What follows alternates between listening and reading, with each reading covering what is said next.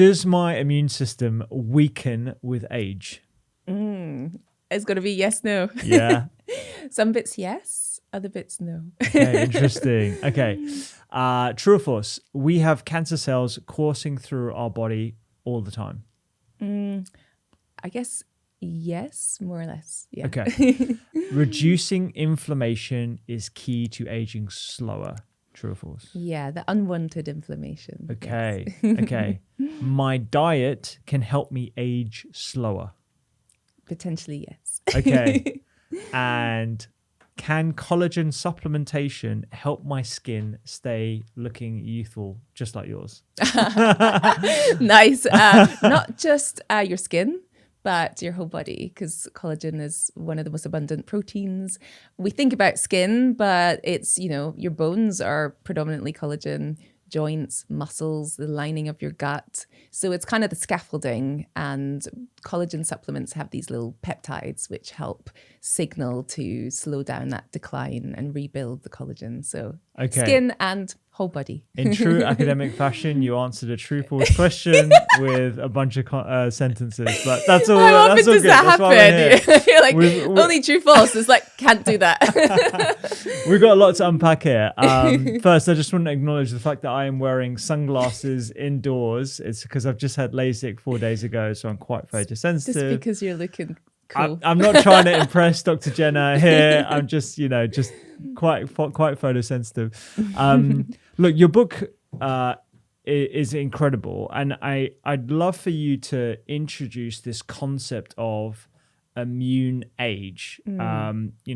Is this potentially more important than our chronological age? And another question would be, how do we tell whether we're aging well using our immune system? So perhaps let's unpack this concept of immune age first. Yeah, I think actually when it was when the Queen died, quite randomly, I started to get really obsessed with aging and time, more time than aging. Because randomly came across this online calculator that would tell you when you might die based on things like, it was not scientific at all, but it was just for a bit of fun. Sure. And I remember doing this and then just being like, whoa, I'm like more than halfway through how long I might live on average based on my demographic, etc. And then suddenly thinking like, it's time to start living. And that kind of led me down this rabbit hole about longevity. And I was like, everyone's talking about longevity. It's quite a trend at the moment. You've got like the Brian Johnsons, escaping death. And I was like, well, there's kind of been a longevity revolution, but we kind of haven't acknowledged it. Like we live about 50 years longer than, like our great grandparents or a few generations back. But then everyone I know is really time poor. And so we've got all this extra time, but we're not really doing the best with it. And then obviously interested in health and healthy aging, I realized that average lifespan in the UK is roughly 80. And the average health span is around 60. So you've got like a 20-year delta. So that led me then down the path of evolution and thinking about, we evolved really with this kind of first half of our life being optimized to reproduce, pass on the genes. And some of the genes that help us do that, genes involved in the immune system's inflammatory response, they help us get through, those, early years, risk of infection. We're able to fight that off and we get to an age where we can pass on our genes. Some of those genes have this, it's called antagonistic pleiotropy. So they're helpful in the first half of life, but they have the opposite effect in the second half of life. Right. So now that we live so much longer, these genes that helped us get to 40, pass on our genes to our offspring, are actually unhelpful for that second half. They actually cause this rising unwanted inflammation, which is the immune system's kind of defense response, which is kind of a wear and tear aging on our immune system. So I kind of got down this rabbit hole of like, what is going on? Like, how does the immune system fit into this conversation around aging and how we age? And the other idea was really around, evolution optimized us to get to 40 really well. But now that we live so much longer, we kind of have to fight against our evolution. We have to live quite differently. We still kind of live in like as if, you know, if we get ill, then we'll do something about it. We don't live in like, oh, I've got a good chance of living till I'm 80. I got to start paving the way now. I have to start taking steps because I'm on this really long life course trajectory potentially that, you know, my ancestors never got to experience. So the way, and that's a wonderful way of thinking about it. I've never really thought about our lives in two distinct parts, where one is purely geared towards reproduction, which, if anyone knows anything about evolution, is understandable. And then the latter part is like, well, we've already done our job on this earth, so to speak. So we're sort of, and you know, we're not reproductive anymore. So we're sort of, you know, we're part of the evolutionary wastebasket is the first thing that comes to my mind, even though we're not quite thinking about ourselves in that way. So the immune system machinery that we've developed in our younger years to enable us to fight off things like pathogens or viruses needs to be aggressive enough to protect and preserve our life. Yes. But is the same response in, let's say, over the age of 50, yes, just an arbitrary number, is that damaging to us? Is this exaggerated immune response something that's responsible in part for chronic diseases that we see increase in prevalence? Yes, I think that's what is starting to emerge from this whole picture. And inflammation is really what keeps us alive. It's what has, you know, allowed human beings not to die out, because if we didn't have that inflammatory response, we wouldn't survive and pass on our genes and evolve. But if you have, you know, an infection, you get like a short, sharp spike in inflammation that's supposed to make it really uncomfortable for that germ so that you get rid of that infection and you recover. And there's a collateral damage involved. So there's always these kind of trade-offs, I think, in biology where there's, you know, there's no free lunch. You have a cold, you get lots of inflammatory damage in your lungs, you feel lousy, you know, you're like coughing up, there's lots of mucus, all those symptoms, that's your immune system. When we kind of point to it like the bad guy, like, oh, my immune system's making me feel this way, but it's doing it for a means to an end to remove the germ, and then your body's equipped to recover and resolve that inflammation and then move on. But I think what we have the problem is now that some of those triggers of inflammation are not just getting an infection. It's, you know, the type of environment we live in, the air pollution, the constant chronic stress, the poor diet, which affects the gut microbiome, which can be a huge source of inflammation. And so we have this kind of insidious set of triggers of inflammation that means we've got this low grade, constant wear and tear, this collateral damage that we're never really able to get on top of. And so that's where it kind of all doesn't work in the modern world. So we're sort of optimized for this world that we no longer live in. And so we have to kind of rethink how we go about our lives. And one really interesting example was Otzi the Iceman, I think he's called. Yeah, so he's like this 5,000-year-old mummied man. And I think they estimate he was sort of in his early 40s when he died. And they found that he had really distinct features of atherosclerosis and heart disease, which you wouldn't expect, because 5,000 years ago, he was, you know, eating a minimally processed diet. You know, he didn't, you know, have a sedentary life, I imagine. He, you know, all of the things that we know now are considered not good for chronic diseases like heart disease, and heart disease is the number one killer globally. Even so much so that I feel like most people are kind of numb to it because it's just, you hear about it all the time. But he had really these, you know, strong signs of atherosclerosis. And they think that was because he would be exposed to so many infections. He didn't have antibiotics and vaccines and etc. And this constant inflammation in his blood vessels every time he had a really strong infection and then recovered was having this, making the blood stickier because it's getting ready to clot. It's, you know, having that shear stress on the vessel wall. And so that was kind of like a side effect of being able to survive infections. But because he, you know, his generation wouldn't have lived much beyond 50, there wouldn't have been any heart disease. But then nowadays, you know, we have inflammation that were, low grade all the time. And then, once we get 50, 60, then we start to be like talking to our doctor about our blood pressure and, whether we need statins and things like that. So there's this inflammatory component, which is really interesting. I don't think I've ever appreciated that Otzi, the Iceman, actually had atherosclerosis. And it kind of makes sense, if you're constantly having these spikes of inflammation that are necessary and relevant in response to pathogens, and you're repeatedly being exposed to high blood pressure as a side effect of that, which is causing that shearing effect on the arterial walls, your cholesterol particles that we all have coursing around our body are more likely to become oxidized as a result of the other inflammatory cytokines that are coursing around your blood. Then you're going to have this inflammation in the walls, which leads to narrowing, etc., etc.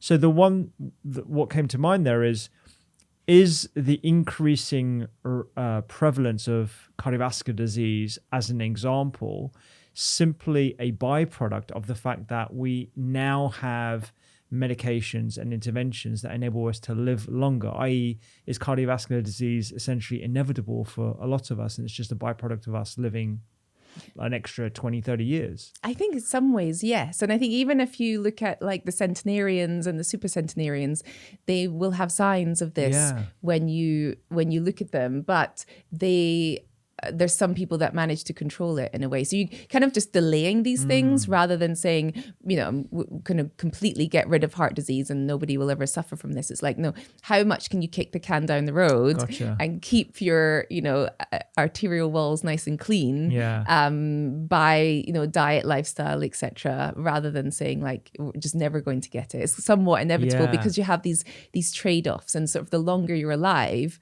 the longer you have this kind of wear and tear, build up, the more you're exposed to these things. So there's always this trade-off. And I think when you make peace with that, you're like, okay, it is just about balancing the middle path. It's not about being extreme in anything, but remembering that the immune system saves our lives, but it can also have this flip side. Yeah.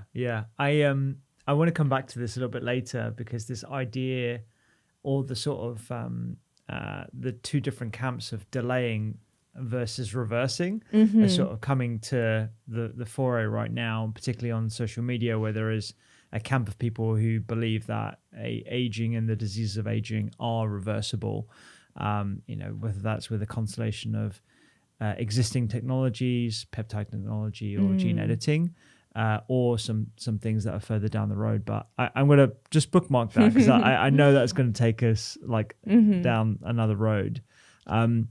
It sounds to me like this concept of inflammation is sort of critical or crucial to the understanding of the aging process in general.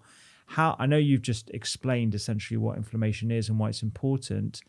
What's the simplest way that I could explain inflammation to someone who is non-scientific in their thinking? They've never really thought about this inflammation picture before. Is there like an analogy or something that you've come across to help?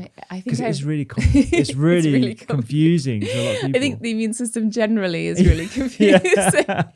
I think where one place you could start is, we can locate most of the systems in our body. Our respiratory system is our lungs. We know where they are anatomically. The digestive system is our gut. We know anatomically where that is. The immune system is everywhere. Okay. So it's not contained within a single sort of place in our body. It's everywhere. And that's for a reason, because it's patrolling the body, looking out for things that could damage us. We do tend to think about it in terms of infection, as the main defense against infection, but it's also there to defend against damage, or anything that a toxin, a pollutant, anything that could damage us. It's there to remove and then repair. So you have a whole constellation of different immune cells, and they're sort of dotted all over your body. They're really a lot of them will sit at the places where you might have vulnerabilities in the body. So lining the airways, where you're breathing in potentially things that could damage you, or lining the digestive tract. There's a lot of immune cells there, because you're putting stuff in that system all the time, and there could be potential for damage or infection. Okay. And so your immune cells, you have these first responders, I don't want to get into all the nuance of all the many types and subtypes of immune cells, but you have these first line responders, and they have these what we call pattern recognition receptors on their surface. So they're looking for patterns of things that are going to be potentially harmful. So a bacteria will have patterns on its surface, and the immune cell will say, okay, that is not part of me. That is a non-human pattern. That is a potentially infectious or damaging pattern. And they respond with inflammation. So that means that they start spitting out all these different molecules. We call them chemokines, which attract other immune cells, or cytokines that have various different properties, trying to make the environment uncomfortable for that germ. And they bring in other immune cells that have all different activities. Like some of them will produce antibodies, some of them will be able to engulf and destroy a microbe within its own self. And it's this kind of warfare that goes on. And because you have all this kind of toxic stuff being produced, you will get damage and wear and tear in that microenvironment. But if it's limited and it's over a short period, then the body is able to deal with that. We've evolved to be able to go, okay, you have this big bomb of inflammation, and then we come in and we like repair. But you also get inflammation when you don't have infection. So for example, if you twisted your ankle gets swollen, there's no infection, you haven't broken skin, no rusty nails went in there, but that inflammation is making the ankle swollen and red and painful. And these are all kind of the cardinal features of inflammation. And that's because your immune cells will detect damage as well. So when you have that shearing up of the tissue, you have cells that are being damaged in the area that you've injured, that's releasing things in a way that the immune system wouldn't normally see. They'd normally be contained within the tissue, within the cell structure. And once they're broken out, the immune cells will rush in there and start doing the repair. So as much as it's about the immune system eliciting inflammation, it's also about the other part of the equation, which is the resolution of inflammation. And the immune system does both. And you have to think of it as this really carefully orchestrated process where you have just a much elicitation to do the job, and then you have the resolution part. And I think often we forget about the resolution part. It was only more recently that was sort of studied and understood as being a real key part of this comprehensive response that brings everything back to normal.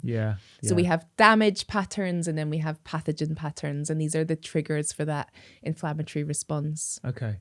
That makes it a lot clearer for me, and hopefully the listener. When you approach inflammation, it's not just one binary thing. There are two main parts of it. And I think you mentioned a couple of times the uncomfortable environment that we're trying to create for the pathogen or the part of the healing process. There's a line of thinking around fever and suppressing fever when somebody is trying to fight off a common cold, let's say, or pneumonia.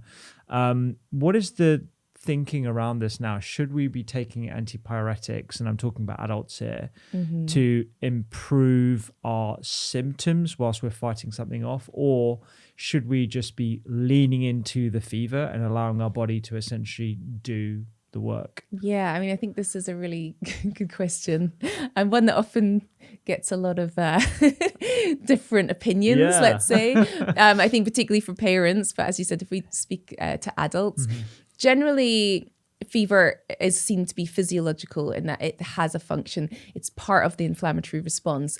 Those immune cells that have been activated and triggered by some damage or infection, they're releasing cytokines that will act on the hypothalamus in the brain to adjust the temperature of your body. So your immune system is going to your brain and saying, you have to change the temperature, like you have to increase the temperature and bring on a fever. So if you think about evolution, like that was there for a reason. And we know that certain immune cells work better at that slightly higher temperature. So that it means you can act faster. And obviously if you had, a really nasty bacterial infection, you want that to happen quickly. You want to be able to respond fast. And the other thing it does is it makes the germ quite uncomfortable. The germ wants to replicate itself and cause a big infection, and it struggles to do that when your body temperature is slightly higher. So over evolution, we've evolved to have that reaction.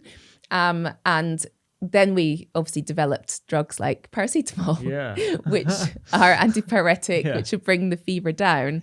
And if you go and dig into the literature, you will find that there is a benefit to letting a fever be a fever, and that we shouldn't be bringing it down. Yeah. And I think the guidance is that these should be used to relieve discomfort, not to relieve the fever per se. So if you're really feeling uncomfortable, you beyond what you can bear, then take the paracetamol. Okay. That's what I would do. Yeah. But, It's interesting, isn't it? Because I'm leaning more into that way of doing things. So grinning and bearing it and doing everything I can to support my recovery process whenever I do have a mild illness, other than relying on an antipyretic. Yeah. Because I sort of understand that. But then in the same breath, what I tend to do is take lots of anti-inflammatory ingredients in my diet, things like broths and onion and star anise, and these are all anti-inflammatory. So I guess if your body is trying to produce an inflammation response for good reason, why would we try and add anti-inflammatory ingredients to our diet? Yeah, that's a really good point. And I love that you mentioned your approach. And I think to me, this, fever is part of a suite of what we call sickness behaviors. So the last time you got sick, you will always also have some behavioral changes. Yeah. You might feel lethargic, socially withdrawn, a lack of motivation to do things. I'll wear my sunnies inside. Yeah, exactly. Get the duvet. You just want to lie on the sofa. Your sleep is kind of like messed up. Yeah. You've got this, intermittent fever. And when we look at that through the lens of the immune system, that is, again, your immune system instructing your brain to change your behavior so that you have the best chance of getting better quickly, because you're not going to go like, oh, I'm going to go commute to work and spend the whole day in the office, then I'm going to go to the gym, then I'm going to meet a friend, then I'm going to stay out late and come back late. Like, your body is saying, like, no, you need to triage the energy into recovery, because your immune system is really energetically demanding. So your basal metabolic rate will increase over 10% when you're running a fever. So you need to, your body's basically shunting energy away from, your muscles and all the other systems towards just fighting the infection, which is why you feel tired. Yeah. And it's also a sign, don't go and do all those energetic things, because you need to allow that to happen. And the other thing it does is you feel lousy, so you don't go on the train to work. So you're not coughing over everyone, you're not spreading the germ, so you kind of contain the infection as well, because nobody really wants that, when they meet you in the office at work. So there's kind of like, we don't listen to the sickness behaviors these days. I know I'm the same as a parent, as a working mum, like the temptation to be like, I just go to the pharmacy, take something that suppresses all the symptoms, and I power through the day is there. And I think ideally, in an ideal world, we would say to people, you're sick, you go home, you rest, and you listen to your body, like really listen. And that's going to be the fastest way to get well again. Yeah. But I think whenever I say that to people, they're like, oh, but the job and and I'm a really not understanding boss or something. So there's always this conflict between like the modern world and like what our biology is telling us to do. Yeah. But then the other part of your question around the anti-inflammatories, your body's going to be doing that thing anyway where it's releasing inflammation, fighting the infection, which is an oxidative stress. So it's the opposite of an antioxidant. A lot of those things that you're producing to fight off the infection are like free radicals. They're creating an oxidative stress to make that germ uncomfortable. And you could, I think, in a way, like you need to start nourishing yourself. By the time you get those symptoms, the infection's already been in your body doing some damage. And so by taking those in through food, through nourishment, it's a really gentle way of prepping for that resolution phase. You're not giving yourself like a sort of superhuman dose of an antioxidant that might shut off that inflammation and stop that, proper clearing of the infection. And I think that's where food is a really beautiful way to deal with those situations, because it's supporting the natural course of what's happening anyway, rather than being, pharmaceutical, cutting it off. Yeah, it's really interesting, because what you were describing there, that sort of struggle between what your body is saying to you and the demands of the modern world as something that I had to grapple with pretty much every day as a medical doctor, because there is this pervasiveness in having to write a prescription or to deliver some sort of intervention, because it's not socially acceptable to just say, well, you just need to like just let your body do its course. And so this is where we have this sort of itch to write a script for, you know, paracetamol for children, for example, or, you know, write the antibiotic, or like give some sort of intervention, because you're not doing your job if you're not doing something. There's an expectation that you're going to get a prescription or get some kind of intervention that isn't just go and lie on the sofa, because it sounds very we're definitely conditioned to that. And it's something that I've always tried to bring awareness to, and just get people to sit with that thought of like, what is our biology telling us? And you know, there's also, you know, a lot of people find themselves in what I call the viral spiral. So you get cold after cold after cold. And, you know, if you imagine like your respiratory tract, it's this really delicate, lacy structure, and it's one cell thick. So it's a really delicate barrier because it's designed to optimize oxygen intake. So it needs to be, you know, this huge surface area. If you get a viral infection in there, and, you know, that inflammation's like screwing everything up, and the airway barrier itself, the structure is damaged, the recovery is happening beyond when your symptoms stop. You know, your cold is finished, you feel fine again, but that recovery is still ongoing. And this is sort of the what we used to call convalescence, which is a term that's kind of all but gone from our vernacular. You need to convalesce, you know, for a couple of weeks, maybe after the incident, depending on how severe the infection is, where that barrier is really vulnerable. So you hop on the tube and someone coughs on you and then you haven't quite recovered, you know, you're immediately got another infection. And people are like, oh, what's wrong with my immune system? I seem to be getting cold after cold. And there could be lots going on under the hood, but it might just be like, you haven't properly recovered. And so you've got that vulnerability there. And because of the, you know, we always forget about the exposure piece. If you live in a cabin in the woods and you don't see anyone, you're probably never going to get a cold. But if you're living in somewhere like London, and think of the volume of people you interact with, it's not always just how good your immune system is. It's like how much you're exposed to those germs, and something might slip through the net. Quick sidebar to kids asking for a friend with a 6-month-old. So I think there is sort of like a bit of even more of a struggle there with like whether you treat a child with an antipyretic, because you want to stave off the possibility of something like a febrile convulsion, particularly when they're very young, whilst all this at the same time not prolonging a viral illness, and again like allowing the body to clear an infection as they do. And I actually don't know what the current advice is around antipyretics for kids and whether it's changed recently. I think, and I'd have to check if there's anything updated, but the NICE guidelines is similar to adults. It's to treat the distress, not the fever. And that's something I think has definitely been missed. In, you know, I know from being a parent myself that it's very easy to reach for the syrup with the paracetamol inside. We can say Kelpol. Like, there are many brands. Others without additives as well. Right? And I think that's again, we've sort of become habituated to that. And as a parent, you just want your child to feel okay. Totally. I've certainly tried to avoid using it. I've never experienced the febrile convulsion as a parent, and so I think anyone who has experienced that would probably it's a difficult call to make. From what I know, and it's not completely clear in the research, the link between the fever and the febrile convulsions isn't straightforward. So it doesn't necessarily increase the risk. Either your child is likely to have them or not, irrespective of a fever. So it's kind of but as a parent, you know, in that moment when they're screaming and you can see how uncomfortable they are. So I think I would use it judiciously, and sometimes I make like an elderberry syrup. Oh, do you? And sometimes my kids will just want like I call it the placebo. Like they just want something. It's like, oh, can I have the medicine? And I give them the elderberry syrup. It's purple.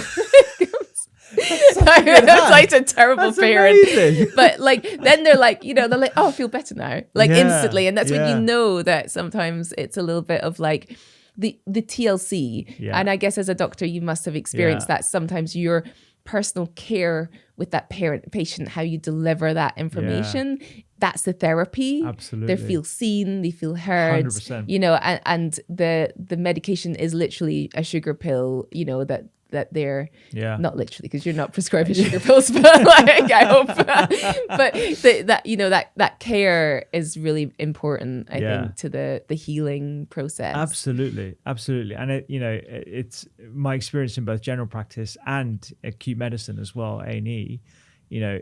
It's so necessary in both environments, and they sound very different extremes, but actually the way you talk to them, the way you explain things to them, the way you treat them with medications if needed, and like you explain everything about it, the whole process. Like, this is the medicine, that's the medicine as well. Yeah. I think a lot of people will express how they felt gaslit or unheard or that it's all in their heads. And I think that, again, can be part of their own suffering because they don't feel seen and heard, especially with more nebulous chronic conditions that don't have a clear root cause or clear treatment path. I think that can be quite important. And it just kind of boils down to that human connection. Like, we're all very wired for connection. That was something that I was really inspired when I was writing this book, was the Harvard study of adult development. Which was one of the longest running studies of adult development of human relationships, essentially. What, made people healthy and happy, what gave them long lives. And they followed these people for decades, still ongoing now. And one thing that came out top was that social connection is kind of key for health and longevity.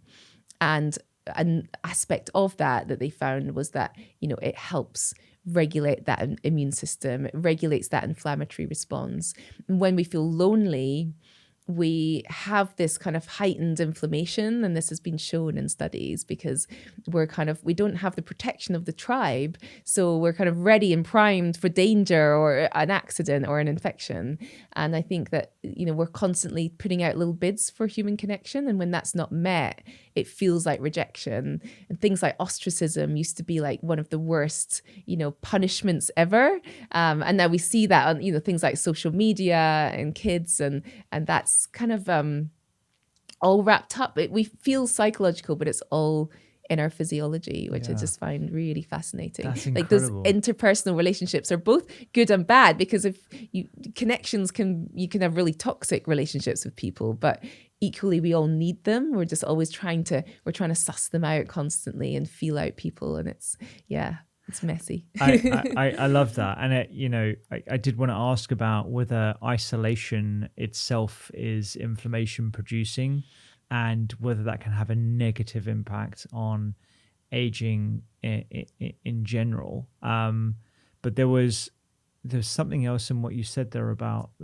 putting bids out and feeling rejected, which is, I think, something that we definitely see in the virtual world as well, as well as in the sort of physical world. I wonder if we could talk a bit more about that and how that relates to aging, and also how we measure inflammation as well, because I think this is one of the things that people struggle with, because they can maybe understand what inflammation is now that you've explained it to them, but if we don't have like an actual measure in the same way we can measure glucose levels or our cholesterol or the weight on scales, it feels intangible in a way. I think when I was writing the book, one of the things that my editor came to me with early on was like, what does inflammation feel like? Just like from a very like layman human perspective. And it made me think that, it's really nebulous. It's really tricky. And I think that's why understanding how the immune system contributes to our broader health and longevity is really lagged behind, because we don't have good ways to measure it. There's no single measurement. And those things that we can feel, like, as I mentioned, inflammation has a huge energetic costs on your metabolic rate. So if you're burning that under the hood like a low smoldering fire, you might feel more tired than normal. But then you might feel more tired than normal because of something else, because you've got a new baby at home, because you're deficient in iron, or, there's like a myriad of reasons. So it's very difficult to say that's because of your immune system. But I think those, creaky aches and pains, feeling like subpar, energy, like as long as you're making sure you're doing all the other things and something's still not right, like you haven't got any overt medical conditions or deficiencies that can be corrected. So when someone is perhaps experiencing this mild, persistent raised inflammation, what I'm hearing is that these symptoms can be super vague, in that it could be a little bit more fatigue, some pain, brain fog, maybe even coming up as a mild skin irritation, gut disturbance, like bloating, or these could all be inflammation, as well as there could be a whole bunch of other things as well. Or they could be other things and inflammation. It can be also entangled. And in terms of like measurements, you would really probably have to go and get something quite comprehensive that looks at all your white blood cells. These are your immune cells.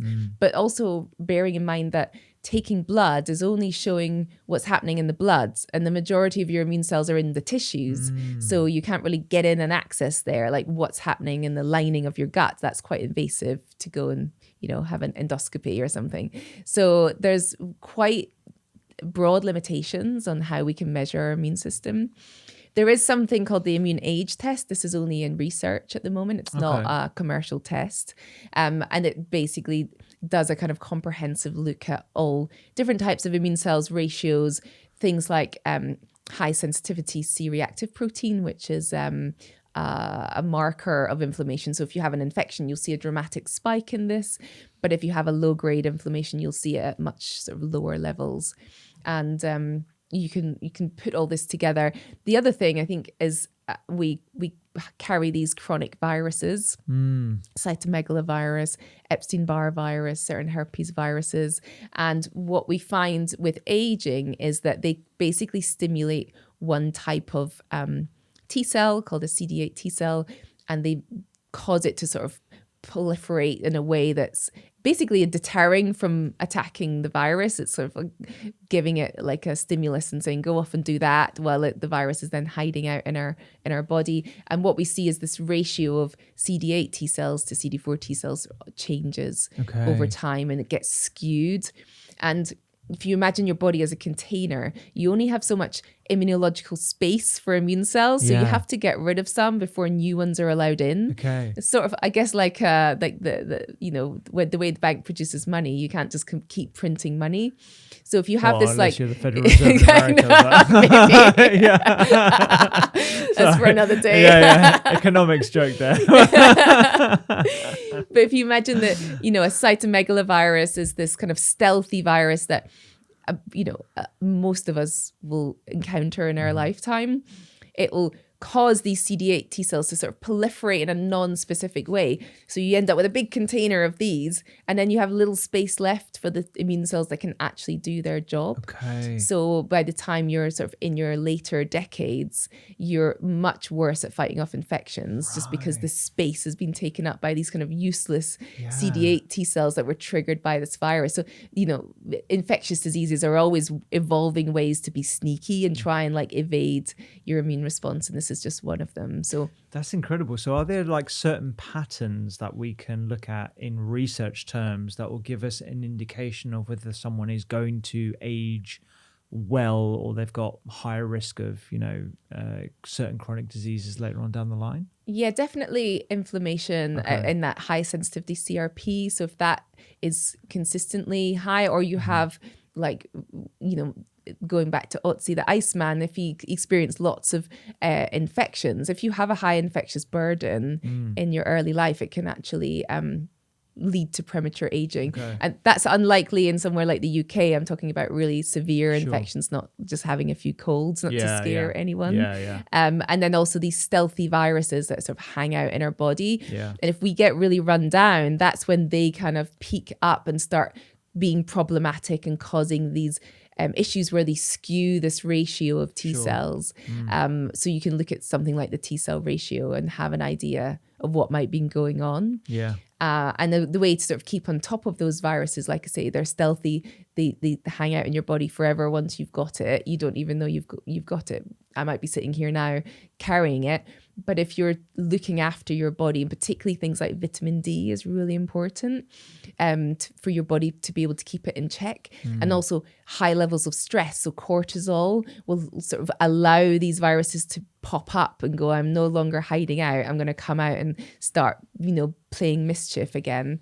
So stress, vitamin D deficiency, that's when you're going to have this problem and accelerate that sort of, course that would happen anyway. Yeah. And how many of us are stressed and spend too much time indoors and don't take care of our vitamin D. So I think a real big revelation for me is when you said that the basal metabolic rate increases. Is it increased by 10%? Yes. Yeah. Wow, during an illness. And that alone, given basal metabolic rate is responsible for most of the energy that we burn every single day by just normal processes of living and cells respiring, etc.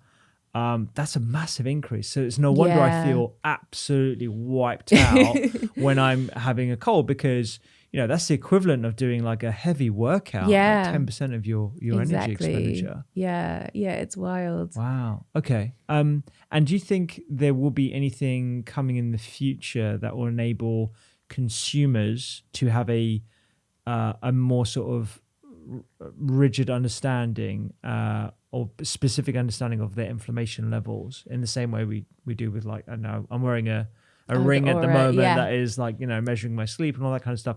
I'd love it if I could actually measure my inflammation levels. Yes. And determine, okay, well, I'm not going to exercise today, or I'm going to ensure that I've got more anti-inflammatory ingredients in my diet, or I'm going to, make sure I go to sleep earlier, those kind of things. I think so. And I think now that, people are getting quite used to wearables and there's a lot of commercialization in that space, you could have something like a blood sugar monitor, but a version of that is looking at, the blood inflammation levels. Yeah. I think with AI as well and like big data, there's going to be a real acceleration in that space. And now that we have this way of measuring immune age, which is basically looking at all these different parameters and showing that your body can cope with the inflammation that comes with wear and tear, with aging, this inflammaging concept, but it doesn't lose its ability to fight off infections. It sort of manages that. Yeah. So it's kind of able to do its job whilst, you have that kind of age-related increase in inflammation. Do you think more people in this longevity space are understanding the link between our immune system, inflammation, and longevity, or are we looking in the wrong sort of areas currently? I think it's been really missed. Even when you look at things like the hallmarks of aging that we now have, and they're adding to it all the time. Yeah. The immune system kind of touches on all of them. Yeah. But it's I think it's just not been recognized because it's so difficult to understand, to measure, to we don't really have enough data yet. There's sort of easier things to go after. And so I think it's something that we're missing, but sort of dangling right in front of us. Yeah, because I can't recite all, I think it's like 10 or 11 hallmarks of aging, but it's like breaks in DNA replication. Yeah, the telomeres, proteostasis. And I guess if you think about all that, if you basically pile on an increased inflammation, it's going to have an impact on all those different processes that are hallmarks of aging. Yeah, I don't think I've ever thought about it from that perspective before. And I think with aging, we do kind of it's a hard thing to study, really, because you have a cell that ages. Like right now, we're sitting here, we have lots of our cells are dying. Yeah. But on the day that we die, lots of our cells will still be alive, which I just blows my mind. Not to be morbid. Yeah. But then you have aging cells, but then you have aging organs. Like each of our organs age slightly differently.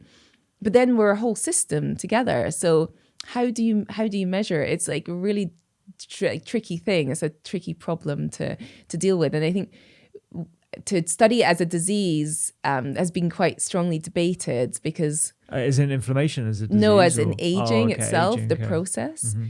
Because I think if it's a disease, then it means it's an abnormal process in the sort of true definition. But because it's a natural process, it's and then you have the time. When do you start studying people to understand aging? Do you start when they're babies and follow them for 80 years? It's very expensive. And so it's this kind of tricky thing to figure out.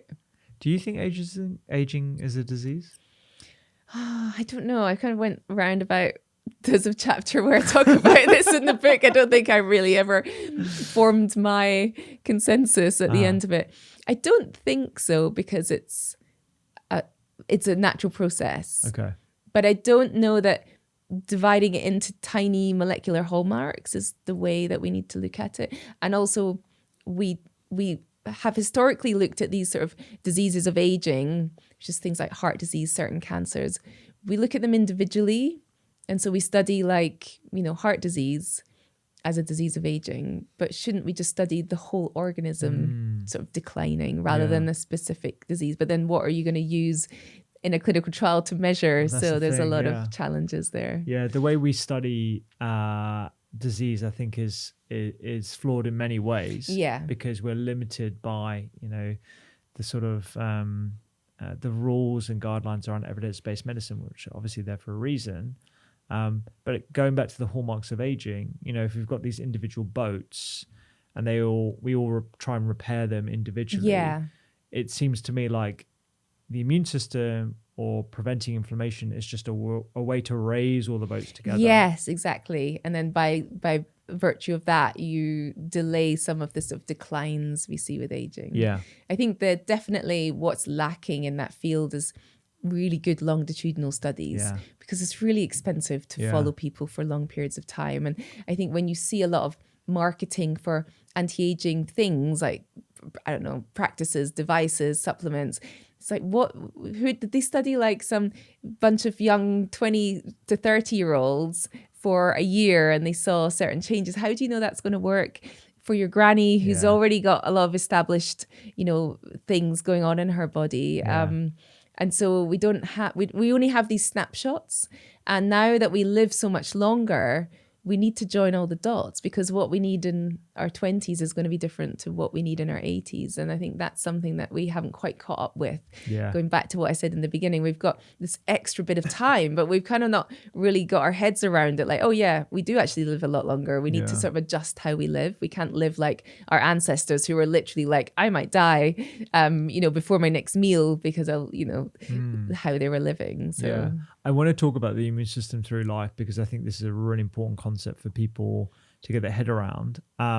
Just because we were talking about it, what is like an immune trend or a sort of something that's getting hyped that you think we're overhyped about and we should probably leave on the shelves or to one side rather than getting too excited as it pertains to aging and longevity?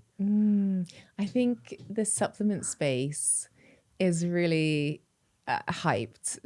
General. General. I think. Speaking as someone who takes supplements as well. I take supplements. And, as a disclosure, I formulate supplements. I work in the industry. I understand how it works and that the products have to be marketed. But there's some things that are sort of overhyped, and I don't, I think if you want to take supplements for longevity, then the sort of ones that I would go after is things like vitamin D, omega-3, maybe creatine, the really kind of basic non-fancy things. Whereas the ones that I think get a lot of hype are like, NAD, things like that, where I'm just like, don't know how I feel about what the claims that are being made around some of these. And it gives off, I don't know, there's like a kind of baseline, go after the diet and lifestyle, add in the sort of necessary important supplements. Magnesium is another one that's come out quite a lot with a link to like a long healthy life course. But then the real kind of fancy ones with the real great promise, I would just cast a critical eye over. I'm not a fan of NAD plus or NMN personally. I don't think we have enough evidence to suggest that no, not yet. They are useful, particularly looking at the studies that they've done. There's no human trial evidence. Yeah. We're going to talk about toolkits a little bit later. Yeah. Okay, so we talked about hallmarks of aging. We talked about inflammaging, the concept around inflammation. I want to turn our attention to how our immune system changes and develops over time, because even the way I think I was taught it at medical school, for me, it was very binary. You have different parts of your immune system, different areas where they operate, although, holistically around the body. And that's about it. I don't think I fully appreciated how the immune system evolves over time from when we are children to our 20s, 30s, 40s, 50s, and how that might be different for men and women as well. Yeah. So perhaps, you could talk us through this wonderful parallel that you have with like seasons and how this sort of speaks to how the immune system changes over time. Yeah, I wanted to make the book have a kind of positive feel to it. And this was, again, going back to my musings about meditating on my own death and how many years I might have left. Yeah. I was like, oh gosh, this can be quite a morbid space. It can feel quite like, I must not die. I have to sort of have this rigorous, protocol for, postponing death until I'm like 120. And at the same time, I was going through some massive personal life changes, which was kind of influencing, I guess, what I was writing about. And it made me think, like, if I'm halfway through my life now, then, going through some massive issues in my own personal life, I get to write the next chapter. Like, that agency, I think we've lost in our lives. Like, we're kind of outsourcing that to everyone else. And so I started to think of it as in seasons. And I obviously big fan of nature, and I love that, the way nature just regenerates, that every season has a reason that feeds into the next one. And I started to think about the life course like that. So, spring is this time of like growth and renewal. It's like the strong roots. You don't see much, above the surface, but the roots are really being formed. And the stronger the root system, then the stronger that growth will be. And so this is kind of like going back to when we're born. It's a massively important time for the immune system, and not to scare parents. I'm a parent myself, and it already feels like a lot of pressure, but there's really important inputs in those first few years that will shape the trajectory of the immune system, how it matures. And we already know that we have lots of challenges in kids today that we never used to have, which, particularly around allergies, eczema, food allergies, asthma, also things like obesity, even things like bone density is not being built in the same way as it was previously. We know that bones are where we keep all our immune cells. That's where they're made. They're the factories. And so healthy bones are going to make healthy immune cells that are then going to go out into the world. Muscle is an immunologically active organ. So we need to build up, that muscular skeletal structure in early life. And I think if you miss that window, if you have a child who's not had the opportunity to be active, who's maybe had a more of a sedentary life and a poor diet, then think of the trajectory they're on. And this is where I think about different generations. Like, my grandparents' generation didn't have they just had to be active. That was life. There was no processed food. There was no screens. Yeah. And so, now we're dealing with this whole new set of challenges that we're just not prepared for.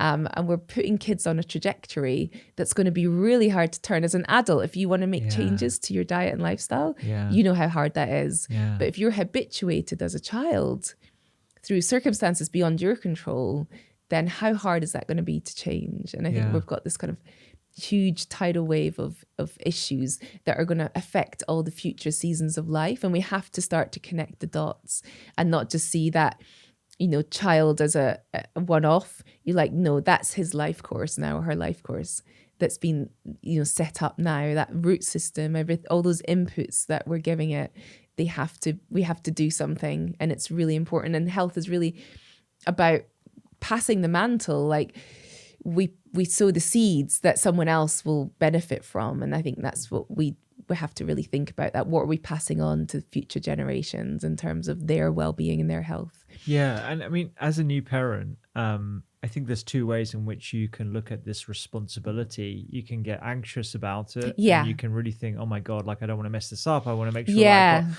the roots that Dr. Jenna's talking about. I need to make sure that they're out the whole time. Yeah. And then there's the other side, which is like you have this opportunity to set them up for the best start in life. And I think there's two things that you picked up on there that perhaps I'm definitely going to take away, because I'm constantly thinking about the gut, right? I'm just like, you know, we're weaning him at the moment. We're like, let's get diversity in. Yeah. He's lucky that his mother has been able to breastfeed alongside formula as well. So we're giving, you know, some of those microbiota accessible carbohydrates and the wonderful additions that breast milk gives.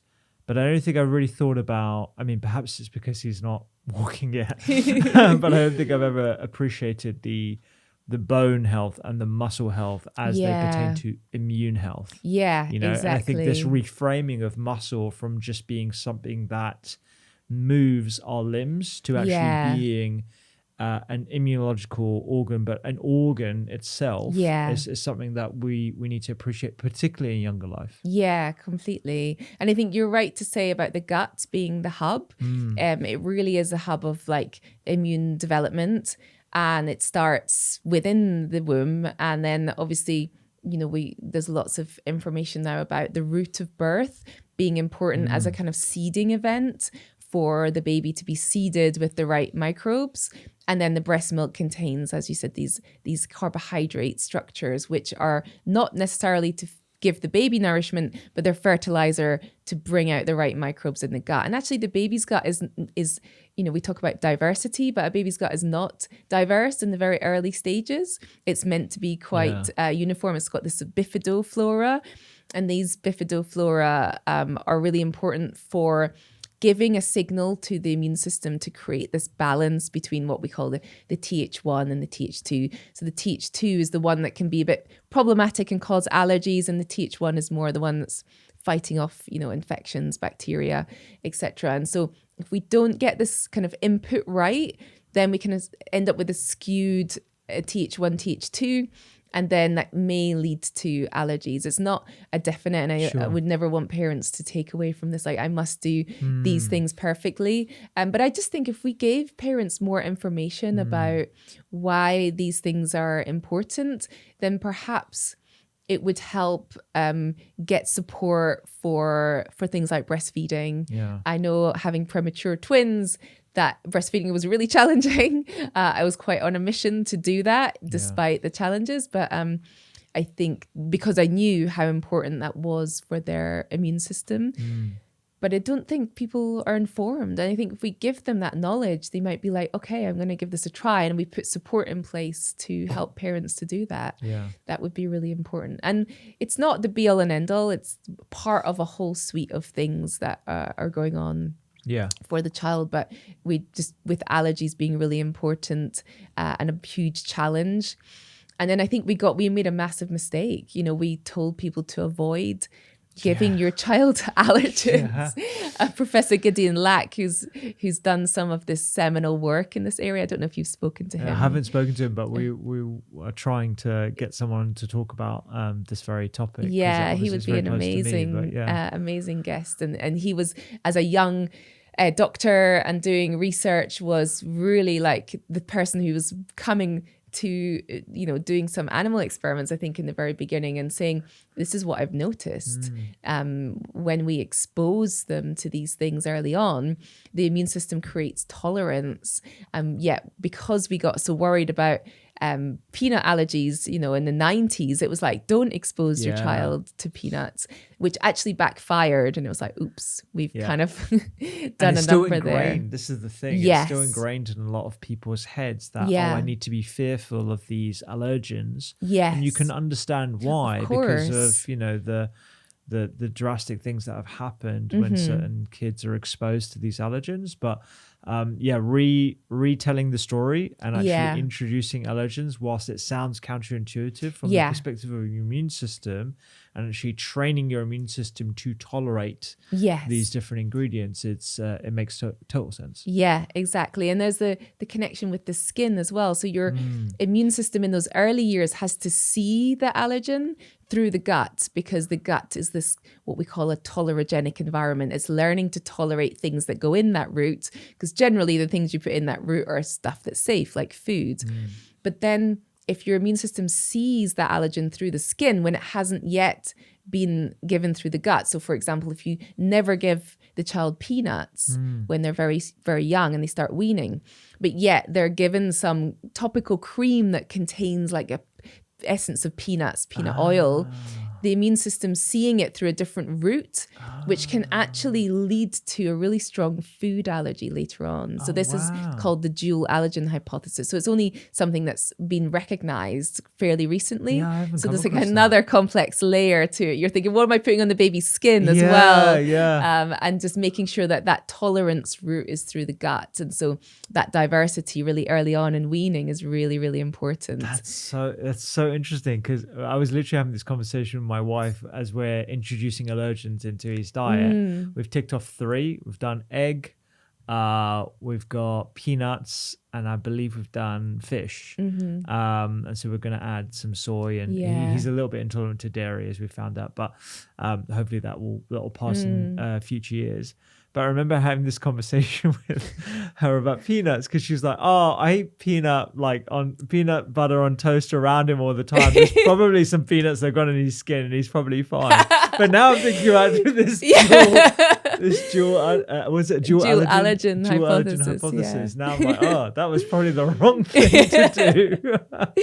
And it shows that we've got this sort of lag in understanding of our immune system. Like it'd have been great if we'd figured this out like 50 years ago, and we could have, prevented this explosion in peanut allergies. But it's a challenging system to understand, and so we need to continually piece together that information. And I think it's a new discipline as well. Like it branched off of microbiology, the study of microbes. So it's relatively young amongst all the sort of disciplines. So I love it. Okay, so spring, modern childhood, setting us up for adult disease, and there is an opportunity to retell the story. And I guess within that toolkit framework, it's getting them exposed to allergens early, getting them outside, getting them active, limiting screens, I'm assuming. I think I'd frame it more as like the habits that you want them to take forward. We can, and I know as a parent, we can easily have those moments where you're like, I just need a bit of respite. I just need a break. Like you stick them in front of the TV, or, give them the iPad or whatever it is. But just think about how frequently you do that. And then does it become habituated? Because when they're 15, 16, 17, an adult going off, as a young person on their own, if that's been normalized, that's really difficult to undo. Whereas, for example, even if your kid is not eating the tomatoes, I put them on the plate. Like continual exposure. It's normal to have like a variety of vegetables on your even plate. if they eat around it. Okay. In fact, yesterday it was Easter holidays, and my daughter said, "Can I make lunch by myself?" And I was like, "Okay." How old is she? She's 10. She gets the biggest plate like this, so out the drawer, covers it in spinach. I was like, "Okay." She then chops some Parmesan, puts that all around it, olives, and then a yogurt in the middle, and then she's like, "Mummy, can I have some chocolate?" What? And I gave her a little bit of chocolate. She put it on top of the yogurt, and she just took it off into the garden. That's brilliant. Very strange. Wow. But she's got a greens in. But she's sort of used to seeing spinach on her plate. So I kind of that's how I approached it. It was like, I'm going to habituate them. They see what I eat. It's like role modeling. Like I've never done separate meals for kids than adults. I've never done I won't cater to one of them saying, I only want to eat plain pasta tonight. I'm like, no, this is just how we eat. This is it. And also create your own food environment at home. They're 10. So when I take them out, parties, or they're exposed to adverts, the supermarket, they want all the stuff that's got all the advertising that I might not necessarily want them to eat. I don't always stop them if we're out and about with friends in a restaurant, etc. But there's a food environment that I've created at home that is very deliberate. So if I don't want something to be in the house, I just won't buy it. And they're very used to that now. And I think that's, where we have to realize that when we go to the supermarket, these food companies don't care about your health. Like, you have to kind of cast a critical eye on the marketing. It's really hard. Yeah. And obviously there's like socioeconomic factors in there too. But I think about the habits you want ingrained and just keep pushing that until it's part of normal for them. And then hopefully they take that beyond. Yeah. I'll have to update you in like 5-10 years. I'll give you an update on mine as well. How do you think about sugar and the immune system in kids in particular? Because that's obviously quite a hard one with food companies and what they see online and on TV. Yeah, again, I always try and come back to the diet pattern as a whole. So if they're at a birthday party and they're going big on the sugar, I'm not worried, because I know that across the course of that week, the pattern has been a certain way. So it's sort of thinking about the pattern rather than hyper-focusing on one thing. And I think whilst having loads of added sugar is not going to be great for things like the teeth, for oral health, things like the microbiome, particular sweeteners might not be very good for the microbiome. It's thinking about how much they're having that. Yeah. And then that will sort of give an indication of the implications. And also, just being sedentary as well, and it's contributing to the overall calorie intake, which kids are just not meant to be sedentary. They're meant to be moving around. And it's a really good point actually, because I think we forget about the pattern over the course of time, like a week or a month. And even if I examine my own diet, I barely have any added sugar day to day, but there will be days where I'm getting dessert because we're out. Or, it's someone's brought around some cake or whatever it might be, or we're testing something in the studio, although like most of the recipes in the doctor's kitchen aren't very high in sugar at all. But I make allowances for myself, and I've normalized that. And I think if you can model that and get your kids to model that, that's a much healthier way of approaching sugar rather than a blanket restriction. That's a really good, because in my mind I was like, Raphael's not getting any sugar. It was definitely like that when they were kids, and when they're really little, you have much more control over them. Whereas now, like, they'll go to parties, I'll drop them off, or they'll go to friends' houses and sleepovers, and I'll drop them off, and I've got no control. Sure. And to say like you're not allowed to do X, Y, Z, and all your friends are doing it, I think that could have more of a negative implication than just letting them experience it. And sometimes, my daughter will be like, "Oh, they ordered Domino's, and I just don't like that because it gave me a tummy ache." And I was just so I'm trying to get them to tune into how they feel. Like, if you're going to have that type of food and then a few hours later you're coming to me saying, "Oh, I feel a bit," getting them to join the dots, and then they're getting that intelligence from their own body, which again I think is something that we can miss quite often. Yeah, absolutely. Okay, we're going to summer. Yeah, summer. So this is, I feel like, the time of like opportunity, of exploring, but also maybe burnout. Like, I know when I was in my summer years, I was living in London, grinding, working hard, not necessarily having the best kind of sleep patterns.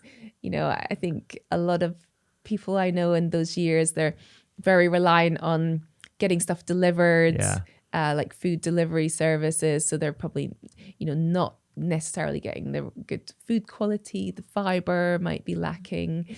I think that's where we're starting to see some features of sort of age-related disease, which usually is something that happens beyond 70, sort of starting to pull forward. And the big things that have been in the media in the last year is the explosion in certain cancers in younger people. And I think there's a complex web of factors why we might be seeing this, not necessarily just from better screening and monitoring, but a long time ago, there was a surgeon in New York, Dr. Coley, and he noticed that when people that he was treating had cancer, and he induced a fever by giving them an infection, and he called them Coley's toxins. He could actually shrink the cancer by igniting parts of the immune system. Now, it didn't actually go anywhere because it had a lot of problems, let's say. This was a long time ago, like over 100 years ago. But it made the connection between cancer and the immune system, which I think hadn't really been acknowledged before. And your immune system is your main cancer defense system. So you've got special cells within your immune system that are constantly patrolling around, performing what we call cancer immunosurveillance. Okay. So a surveillance function looking around for cancer. And we go back even further in history, and it was noticed that people who had maybe a chronic smoldering infection in a part of their body that they couldn't clear. This is Rudolf Virchow, I think, a Russian guy that noticed this. You could often find that they would develop cancers around those points of chronic inflammation. And again, that goes back to what we were discussing earlier, where inflammation is a toxic kind of stress, releasing lots of free radicals and things, and oxidative stress, which is genotoxic, so toxic to your genes. And cancer is essentially when you get a mutation or several mutations in a gene that causes that cell to break free from its normal constraints and proliferate in a way that's uncontrolled. So we know that there's a really strong link between inflammation and cancer, but it's not really been acknowledged fully. And so the unwanted inflammation that we were discussing earlier, particularly in cancers that affect the digestive tract. And the digestive tract can be this huge hub of inflammation because you've got this huge long tube, and then it's filled with bacteria because you've got your microbiome in there, which are the sort of good bacteria, but they still contain on their surface these patterns that can trigger inflammation. So while they're within the gut lumen, as we call it, the inside of the gut, it's fine. But if the gut barrier is compromised and they get into the body, they're causing inflammation because they're kind of trespassing in the wrong areas. Gotcha. So it's part of a larger conversation around things like our microbiome, the health and diversity of our microbiome, the diet quality that we've been eating, and that comes from childhood that, you know, is going to impact your microbiome, and then that sort of inflammatory load, and whether that's part of why we're seeing these cancers, particularly in the digestive tract, rising in this young generation in what would normally be considered sort of an older person's disease. Yeah, absolutely. There is this sort of pattern that I've been aware of much younger people suffering with gastrointestinal cancers of varying types. And I don't think I've heard it explained from the perspective of inflammation in quite the way you've just explained it.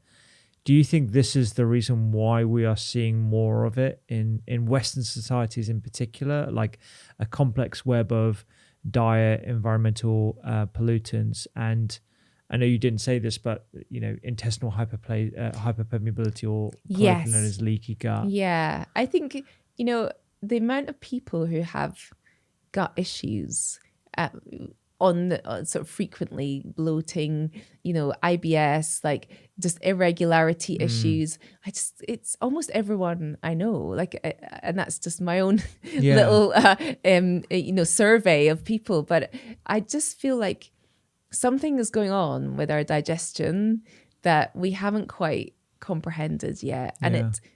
And diet has to be one of the biggest factors, because that's one of the huge things that we expose to that tube. And I do wonder if it goes back to childhood.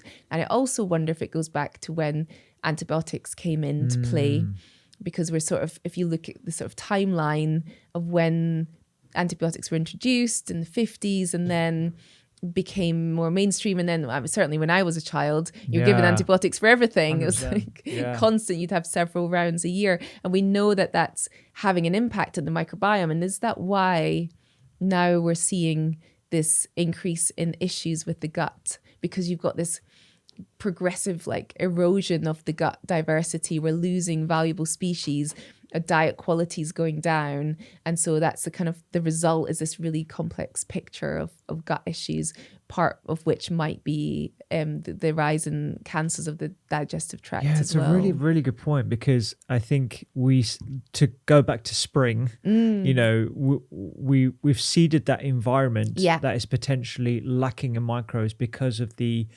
previous practices, particularly within primary care, where we would give antibiotics almost indiscriminately at any sort of snifter of a cough or cold. We now know that's the wrong thing to do, but 20 years ago, are we seeing the ramifications of that practice that's coming out in, heightened rates of cancer? And I think, even though my bias is very much diet, I think it's impossible to disentangle something that you were talking about earlier, the mental stress and the impact on inflammation, because we are in a new era where I think the recognition of depression, anxiety, and other mental health conditions is higher, but then also the prevalence of those is higher as well. Yes. And that's certainly going to be having an impact on our gut exactly. health. And even, when I was in my 20s, I moved to London, and I went from living in Scotland to living in the middle of a city where you've got more air pollution, even though London's a very clean city, but like you've got these environmental exposures that we're not even aware of. You're swallowing in like a lot more stuff from cars as you sort of going about your daily life. And we're not quite sure how that's having an impact. There's been large studies on things like the increase of emulsifiers in foods and how that might be having an impact on the microbiome. And whatever impacts the microbiome is going to have an impact on the gut barrier wall, because it's this delicate structure, and the gut microbes are basically producing things that help fortify that wall and keep it really solid. And if that process is falling apart because you're not putting the right foodstuffs in and you haven't got the right microbes present to do it, the barrier is going to be permeable, not as robust. Things start to get across it, then that's when you have this kind of cycle starting. Yeah, and this is to go back to an earlier point, one of the reasons why a lot of your immune cells are located in the digestive tract. Yes. Because we have this huge sort of surface area. Yeah. Coupled with the fact that we have to be on guard in these different areas as well when we consume food, because of the presence of all the different microbes. And it's kind of a walkie-talkie where what happens in the gut, it just doesn't stay in the gut. Yeah. So, there's actually studies where they increase dietary fiber to improve the gut biome, and then they see improvements in the lung immune environment, reduction in the frequency of colds and stuff. So like what's happening in the gut, those cells are then moving around the body and having effects elsewhere. So it's a real massive hub, but we have to think about it as having those sort of shock waves for the whole body as well. That's awesome. Okay, so if someone's listening to this and they have like a son or daughter in their 20s, let's say in the summertime period, like how would they do things differently to bolster their immune system, protect their immune system, and reduce unnecessary inflammation? I think this is where people feel invincible. I certainly felt invincible. I felt invincible in my 20s. Yeah, I wasn't worried about inflammation. I'd go out partying, then show up to work the next day and be totally fine. And I think because people who are Gen Alpha, they've got a really high chance of living to be 90 nowadays. And I think the message needs to be, you might feel invincible, but lay the groundwork for that future you, because that is that you've got a long runway, a long trajectory. And if you can do that, even though as humans, we're kind of future discounters, we're not very good at like the long game. But I think that is a really good investment. And I think just from what people I speak to in that generation, it's things like sleep and circadian rhythm. Like they will stay up, like, watching stuff on YouTube instead of sleeping, because you can get through the next day. Because you're young and made of titanium and magic. But also the reliance on convenience food in that age group is the highest. And I think convenience food doesn't necessarily have to be bad, but it tends to lack in things like fiber, so the gut microbiome. And I think there's also higher use of things like medications around what you mentioned earlier, like depression and anxiety. And these medications actually have been shown to impact the gut microbiome. So there's kind of all interlinked. Like if you're experiencing stress and anxiety, that is going to have an impact on your immune system more broadly and also on your digestive tract. Because when you're in a state of stress, it's not a digestive state. That's why we have the kind of rest and digest arm of the nervous system and the fight or flight. They're kind of opposing. So if you're kind of always sitting in fight or flight, your body's not ready to receive and digest food properly. Yeah. So you have, the less well you're digesting food, the more it's sitting around causing problems. And so I think just we need to unpick where is that all coming from and why are people experiencing those mental health issues as well as, digestive discomfort, and take a step back and start meditating. Yeah. Yeah. Well, they definitely drink less, don't they? People in their 20s and stuff, which is always a good thing. But I remember even the one redeeming factor that I probably had in my 20s was the fact that I cooked. And I learned how to cook before I went to med school. And I may not have been eating enough fiber or enough plants, but at least I was cooking from scratch. So I was protecting myself against that is convenience a really foods. Important point, because it leads into that kind of generational, how we need to pass the mantle on. And my mum trained in catering and she worked in catering my whole life. I grew up on a farm and we grew vegetables. So just by virtue of my upbringing, I got basic cookery skills. But how many young people have never been given that? If you don't have basic cookery skills, you're not going to come home after a really long, 10-hour day, grinding it out, building your career, and start chopping vegetables from scratch when you live in the middle of London and you can order whatever you want and have it in 20 minutes. So that notion that, somebody at some point taught you how to cook, or you absorbed that from, and if you don't get that skill, that's going to have a huge impact on how you look after yourself. Absolutely. Let's move into autumn, which is where I am, which doesn't sound great, if I'm honest. But 40s, I'm turning 40 this year.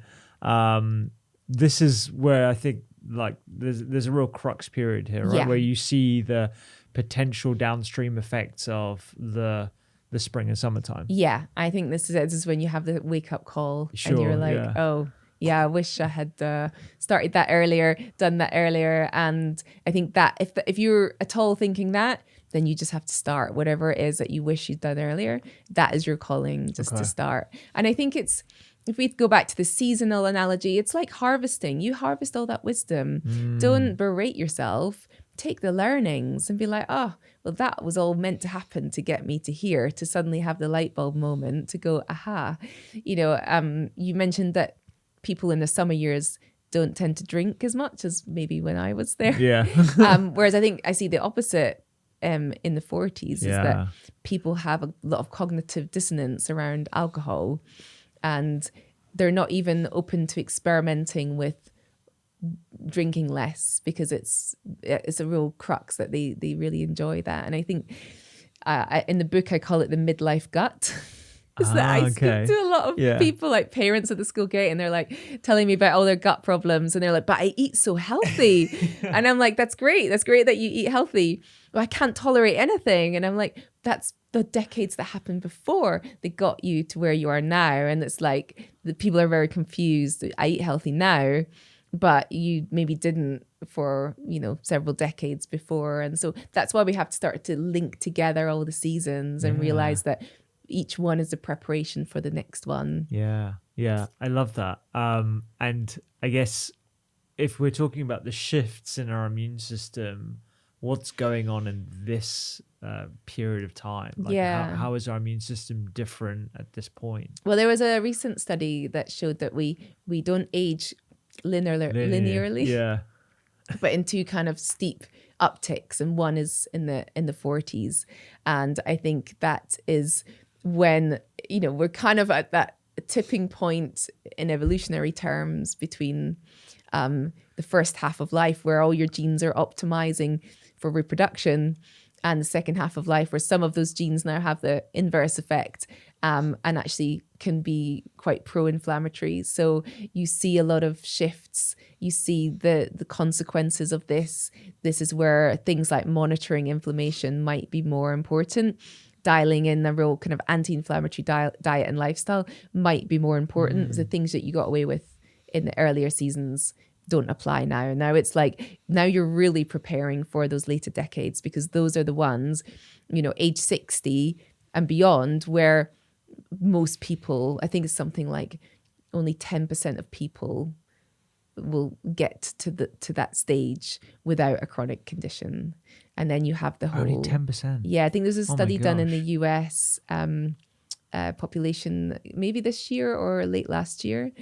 And, you know, then you're talking about having polypharmacy to manage different things, and they all have side effects. And, you know, so now it's like, okay, the shit's got real. We gotta like really dial in, and a lot of people reach that period where they might not have an exercise habit. They might have like put on a bit of unnecessary weight.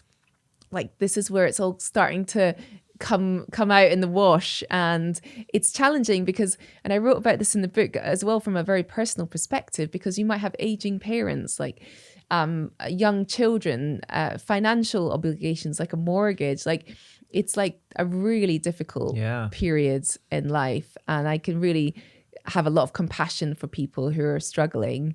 But it's like, your biology doesn't care that you have all this going on, because, you know, you have to kind of prioritize the things that are important. And I think this is where I really started thinking about time and how we're also time poor.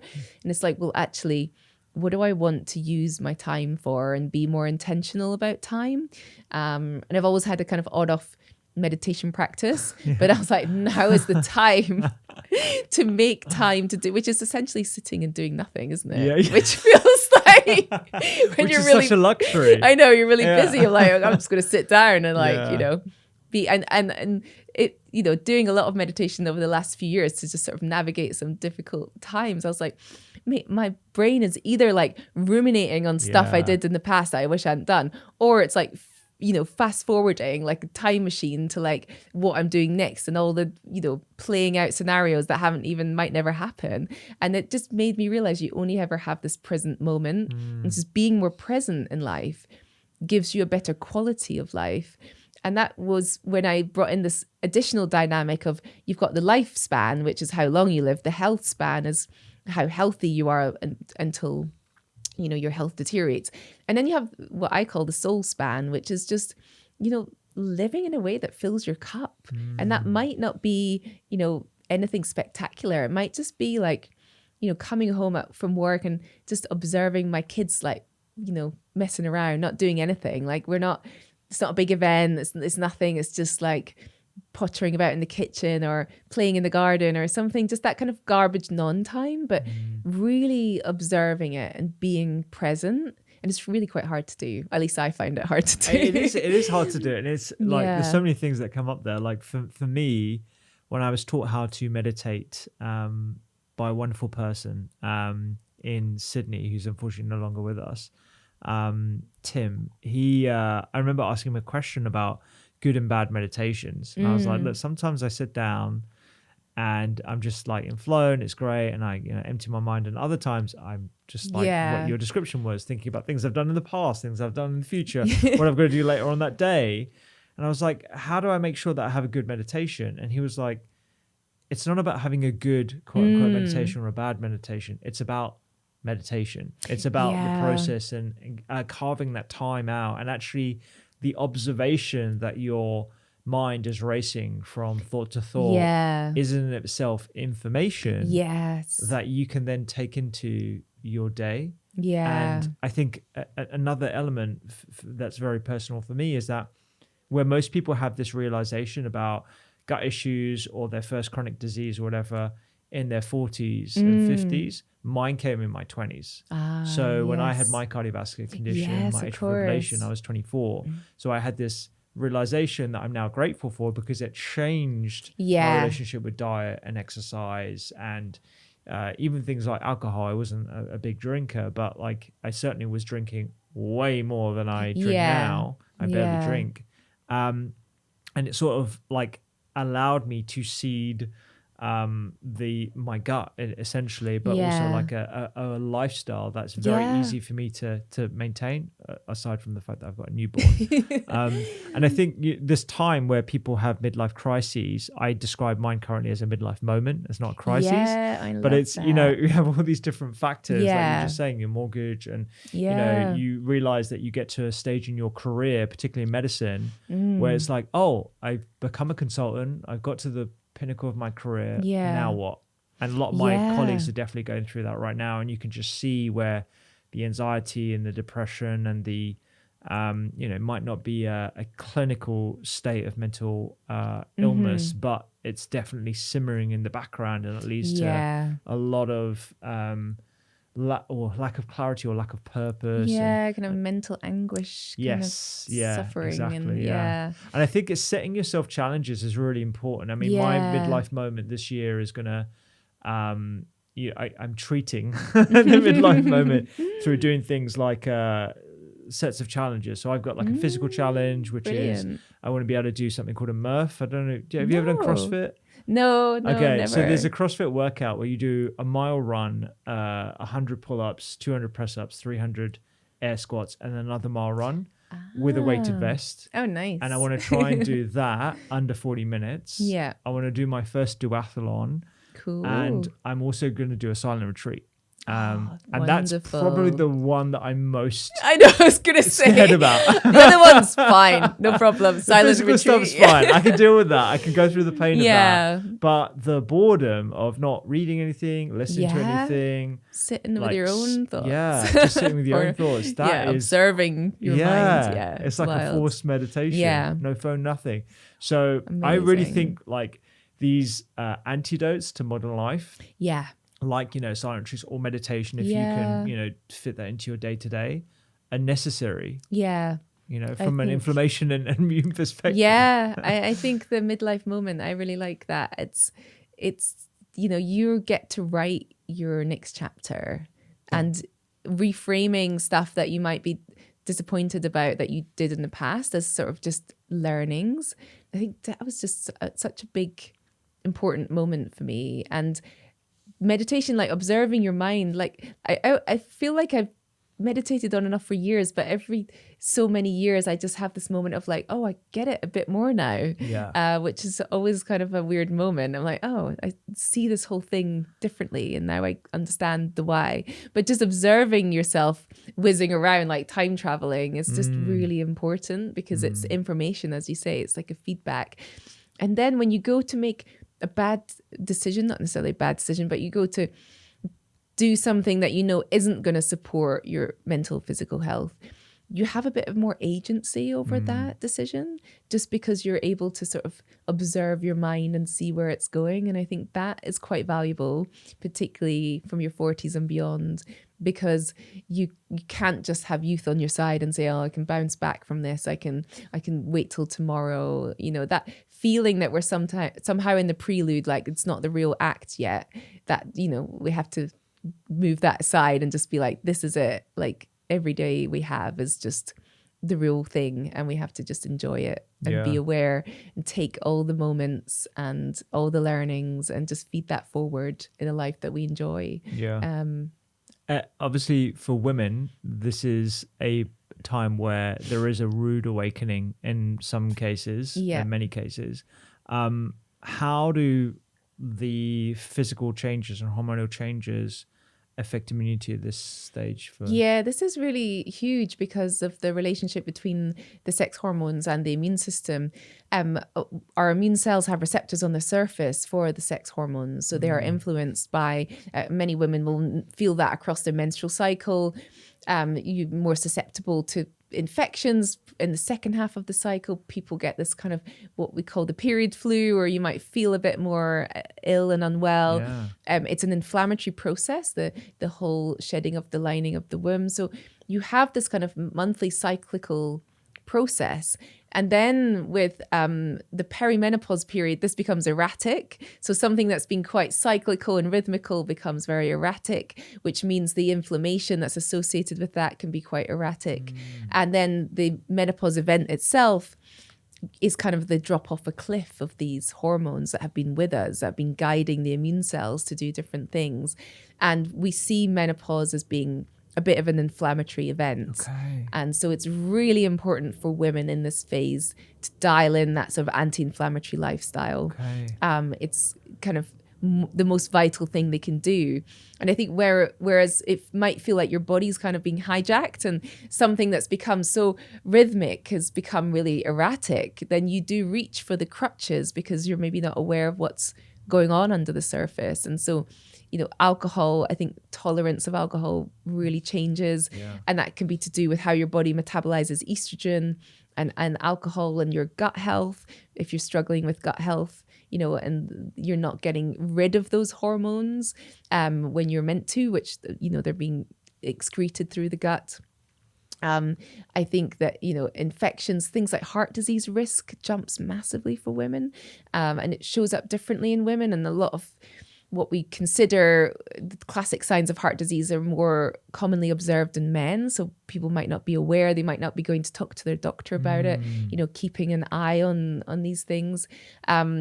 And so I think that's something that isn't really talked about in the menopause space. And I get texts a lot from friends going, what do you think of this supplement? And it'll be like the menopause supplement.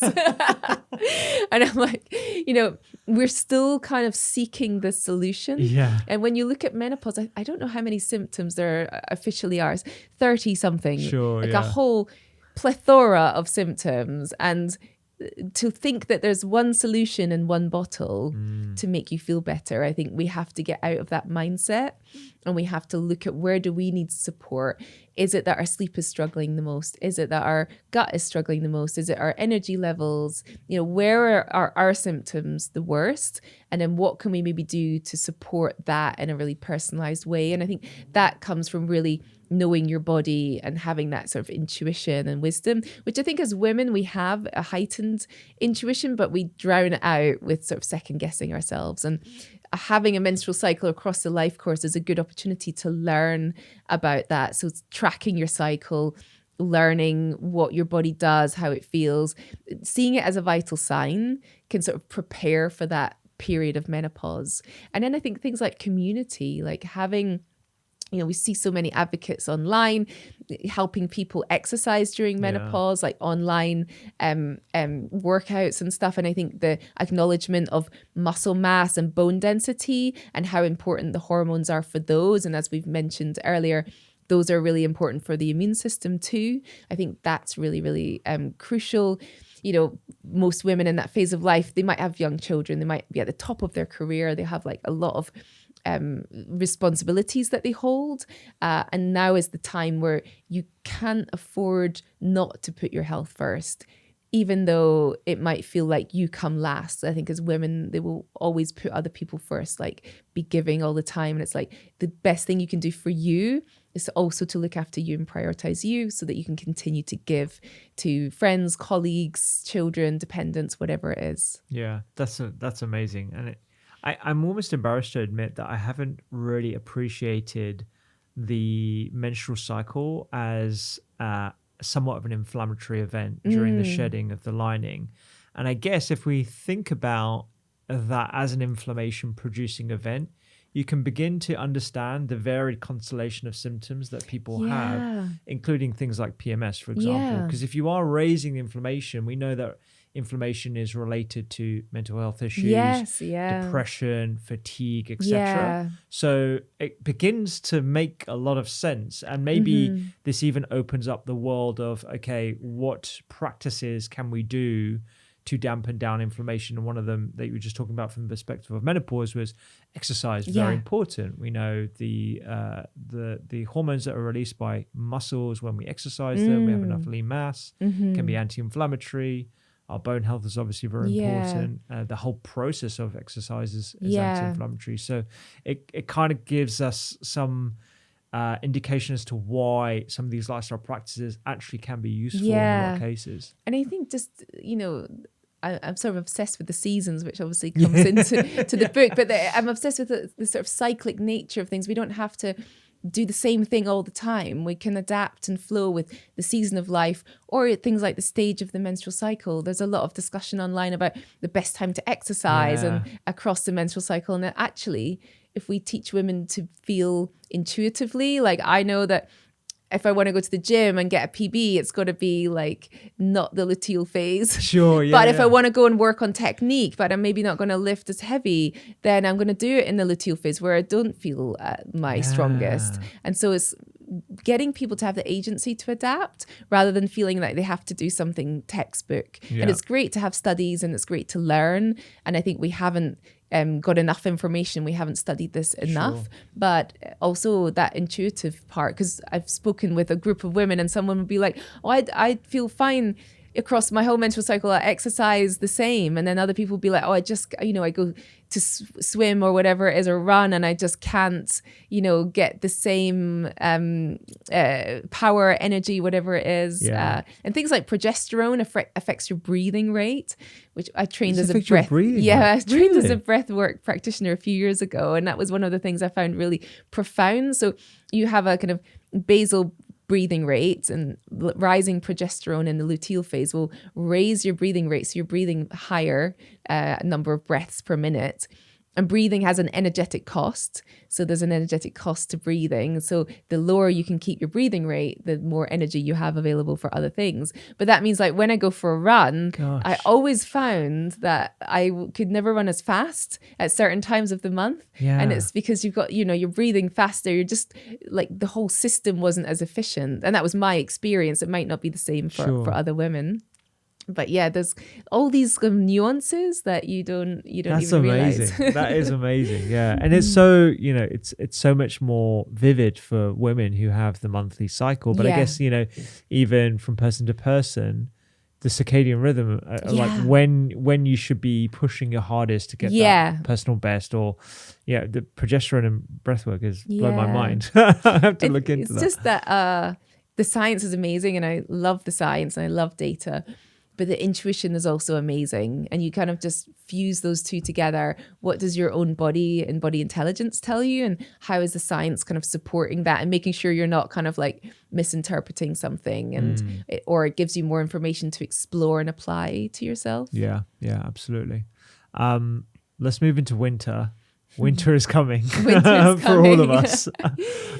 You talk about this well, we talked about it at the start of the pod where we talk, this poetic paradox of what protected us in the early stages of our life or the earlier parts of the year now potentially are the reasons or the source behind many of the conditions that afflict us later on. And I asked you at the start about whether the immune system weakens or declines with age. Maybe we can unpack this sort of this idea and whether that's truthful at all, or it's a misnomer. I guess it was it's hard to give a straightforward answer. But the inflammatory response tends to become greater. So you have this kind of smoldering fire that becomes bigger. So I guess that in some ways that gets stronger with age. And that could be because it's trying to protect us from infection, because the other part of the immune system gets weaker. So this is where we have what we call immunosenescence. So senescence is to senesce, to become old. And that happens to all of our cells. They senesce. But the process of senescence is basically the cell loses its ability to be itself.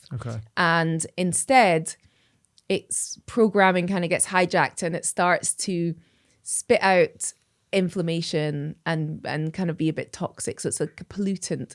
So they say, if you find a gray hair, you've got one of these senescent cells and it pollutes the environment. So you get a whole bunch of gray hairs in the same environment. I don't know how true that is. Is that true? I was going to say. It's a good sort of analogy to think about, as a cell senesces, becomes aged, it pollutes the surrounding environment and kind of causes aging of the cells around it.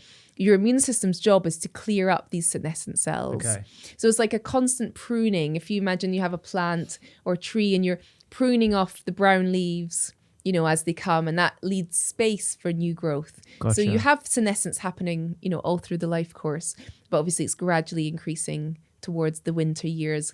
And your immune system prunes off these senescent cells with time. But the problem is your immune cells start to senesce themselves. So their ability to do this pruning function decays. And so you have this sort of build-up of these senescent cells. And again, it affects the space, if you imagine their body as a container, for the number of fresh new immune cells that can go out and do infection fighting, or whatever they need to do, or look out for cancers, for example. Which is why we see an uptick in things like cancer, susceptibility to infection, or struggling to fight off infections, and then also with the rising inflammation, you have the sort of more chronic diseases like heart disease, metabolic dysfunction, those sorts of things. So it's a bit of a complex, messy picture, but then it doesn't have to be that way, because you can sort of, if you have a good spring, you sow the seeds, summer, everything's blooming, you have a very good harvest in those reflective autumn years, then you kind of go into winter prepared. And I think it's like a season to prepare for. I think that's what we haven't done very well.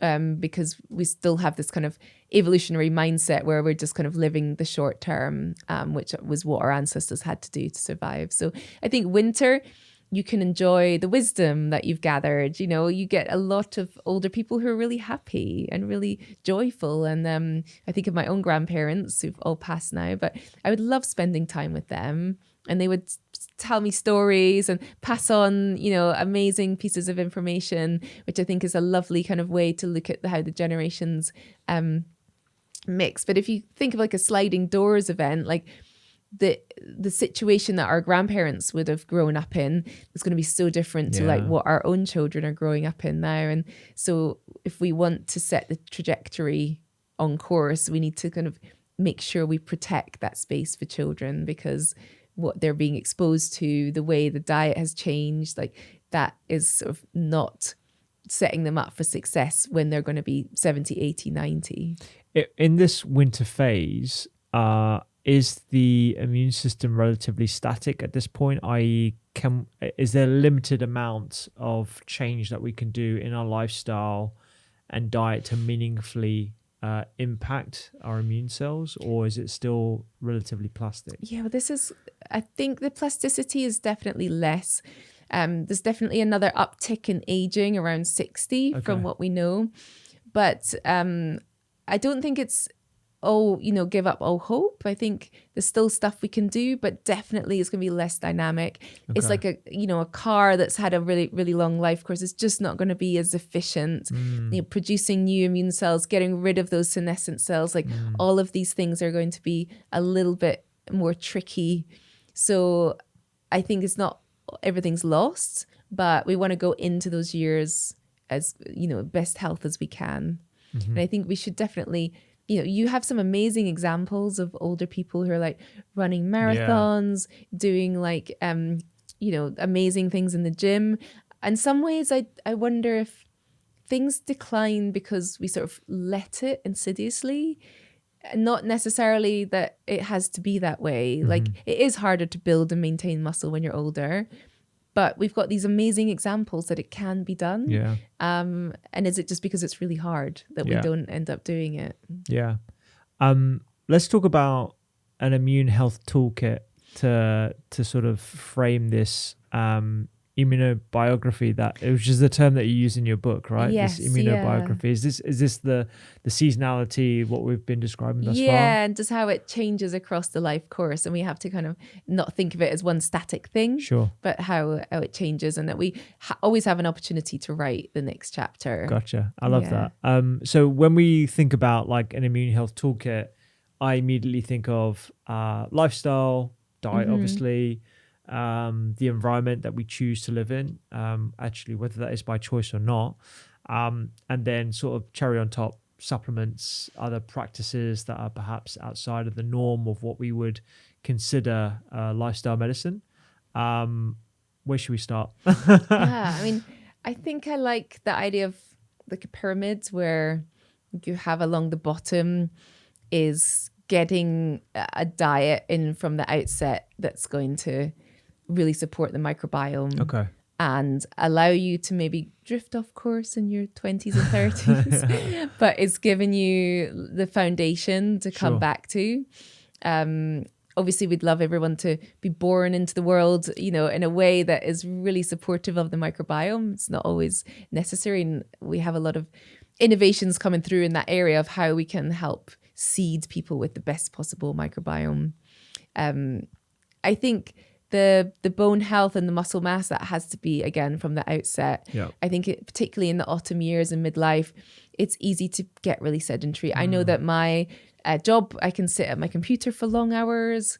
I can drive if I want to. Like, it's easy to let those things slide and not realize that this is where you have to really look after the muscle mass. And I think that's exercise needs to be kind of reframed in a way. Like, we don't have to just wait until we get into the gym to do it, because probably by the end of the day we've run out of motivation and mental capacity to even think about that if we've had a lot going on, and make exercise more kind of intrinsic into our day, so we don't even have to think about it. More walking, more moving, more lifting things. So that diet pattern and the movement patterns have to be really consistent, but not perfect. There are going to be times, I think, if you build consistency up enough, the machine is robust enough to handle perturbations. And I think that's something that we often miss. Like, you're just looking for that resilience, the resilience in the microbiome, that it can handle the odd time where it gets disrupted by a medication or something necessary. Social connection is so important. I just think that we underestimate that. Human connection can be a source of pain and suffering as much as it can be a real kind of salve and a real kind of tonic. And it's negotiating that balance all the time and realizing that however self-reliant we are, we need that connection. We need to be within communities where we feel supported. So if you imagine the base of the pyramid, where we've got the diet, we've got the movement, we've got social connection, and then sleep and circadian alignment. I think, it's really easy to become misaligned with our circadian biology just because of, again, lifestyles that we live. We don't necessarily live very seasonally. In the UK, the sun goes down at 4. And winter, I can only imagine what our ancestors would have done. Things like vitamin D, that can go down in winter, and that actually encourages fat storage, which would be really important to get through the winter. And then it goes up in the summer, which encourages sort of more muscle building. So there's sort of a seasonality in, we would have naturally lived according to that. So that would have been quite important. But now there's a bit of a mismatch whereby we don't need to store fat for winter. So kind of just remembering all of these and putting that at the base of the pyramid. And then moving up, I would actually put in monitoring ourselves. So that comes from, going and talking to your GP or seeing what regular blood work you might need, or keeping a track of symptoms. So often the case, I'm sure you've had that, particularly in general practice, and people come to you, you've got no baseline to know how much they've deviated from normal. What is a genetic thing where they might have really high, in one of their white blood cells, for example. So getting some data and information on yourself, and I think that can be a double-edged sword. There's lots of tracking things now that we can start to build up data. You can go and invest down that road if you want, get blood work done regularly. And having that can be quite useful as a found if you want to really, dial things in. You've got that layer of data, but then marrying that with your own what I call immunoception. So it's a form of interoception. So what we feel from our own body. So, when we feel hungry, that's a sensation that we can tell. But there's lots of different ways that we can sense what's going on in our body, and kind of putting that together, that sort of somatic experience of our body, and trying to figure out what that might be telling us, seeing it as information, seeing symptoms as information instead of, a sign that your immune system's gone wrong. It's like, well, no, it's doing its job, but we've created an environment where it's got confused or it's misfiring. I think that intuitive sense of well-being is something that we are increasingly passing off to devices, Yeah. experts, tests, and as someone who wears a sleep tracker, and I do like investigations and getting my, I do DEXA scans regularly, I do VO2 max, I do all the things that I think are interesting to me, but I still like lean to myself, which is why I meditate every morning wherever I can actually at the moment. But that for me, I think is probably the best tracking device. And everyone has access to it, but it requires that practice, that sort of sense of intuition, like whether you do feel off or not, and how that's going to dictate or direct your day, and what you're going to eat, and how you're going to exercise, and having that confidence in yourself. And I think it only comes from stillness, doesn't it? Because again, going back to our complicated relationship with time, we're always so busy, we always feel so time poor, we always feel like we haven't got enough time. But if we do make the time, and it just has to be 10 minutes a day, we can like learn so much about ourselves. And then you're like, oh, I do feel really tired today, I didn't sleep well, I might feel compelled to make poorer choices because my blood sugar's all over the place, I might just skip the gym today because I probably just need to come home and decompress and have an early night. Like, you can start to be like, oh, I've got agency, because I'm listening to my body, and not feel like, oh, but it's Wednesday, I always go to the gym on a Wednesday. I can't ever skip. It's just be a bit more flexible and in tune. And I think that can go two ways. We can be like, oh, I just want to eat the cake and do nothing, but it's knowing that that's not really right for you. And that comes just with your own experience of your body, and all of the tech is a great way to kind of explore that a bit deeper, and a bit more empirically. But it, like you say, that intelligence that you have within is actually way more telling. And then above that, that's where I bring in the supplements. And it's really funny because people get very like either or about supplements. And I'm like, oh, can't you just bring in what you need at different life stage? Like, when your wife was pregnant, she maybe needed the prenatal supplement that's recommended, but that wouldn't maybe be something that you take all the time. There's different phases of life, and it's to supplement what's already there. And I think that's what's, sometimes we have that future discounting, like we're paying money for something, therefore it must work. So I don't need to do the other stuff, like the basics, because I'm paying for this. Like, there's a weird kind of psychology there. But I think go with the stuff that has quite robust evidence that we know, and that's, look after your vitamin D levels, and not just from supplements, but, safe time out in the sun. And magnesium is really coming through as being important for your health and longevity. Omega-3s again. Which form of magnesium? Because there's so many different forms. There's so many it's forms. Really confusing for people. Like citrate, oxide, threonate. This is some are cheaper, which is why they're used in supplements. Some are a little bit harsher on the gut, like citrate can be can give people loose stools. I personally like glycinate or bisglycinate, which is attached to the amino acid glycine, which is really calming. It works on the GABA system, so it's not sedative or sleepy, but it's nice to take in the evening. And magnesium as well, that works on the nervous system, helping to relax. Glycine itself has actually been identified as a longevity molecule. Has it? So it's an amino acid, so it's found in lots of proteins. But high glycine diets are associated with healthy long lifespans. Where do we find glycine? Because I know it's one of the components that's in a quite a large amount in collagen, if I'm not mistaken. So if you have 10 grams of collagen's probably got about 7 grams of glycine in it. So we would have probably got that from collagenous meats that would have been eaten traditionally, or you can take it as a standalone supplement, can take it as a magnesium glycinate, although the glycine part will be much lower, or in collagen supplements as well. So things like that's really important. I think the prebiotic probiotic space is kind of interesting around longevity. I think particularly things that are helping support the gut barrier and reduce inflammation, but it's a messy space. I think that's. And when would you be thinking about taking some of these supplements? Because in my mind, if I'm 20 years old, I'm not taking any of this.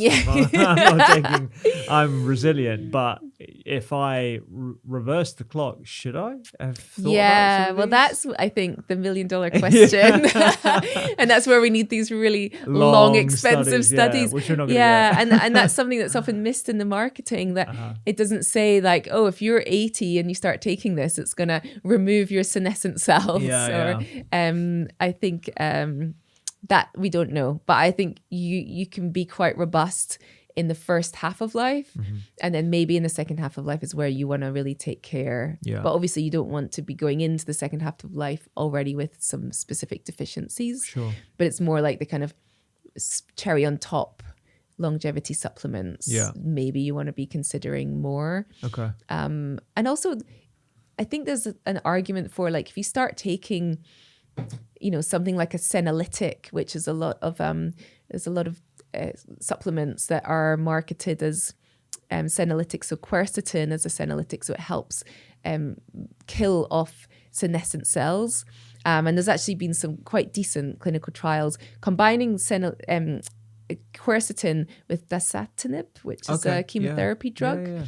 A specific dose. If you put those two together and you do what's called a hit and run protocol, so you sort of blast people with this and then you give them a break and then you go in again, this kind of blast of these compounds together, quercetin's a flavonoid, and it helps tear up some of these senescent cells. So you sort of have an extra pruning of these senescent cells, which is really interesting. But whether you want to be doing that in a 20-year-old, because maybe the senescent cells there's an idea that they might be playing a function. They might be sort of protecting against those cells becoming cancerous.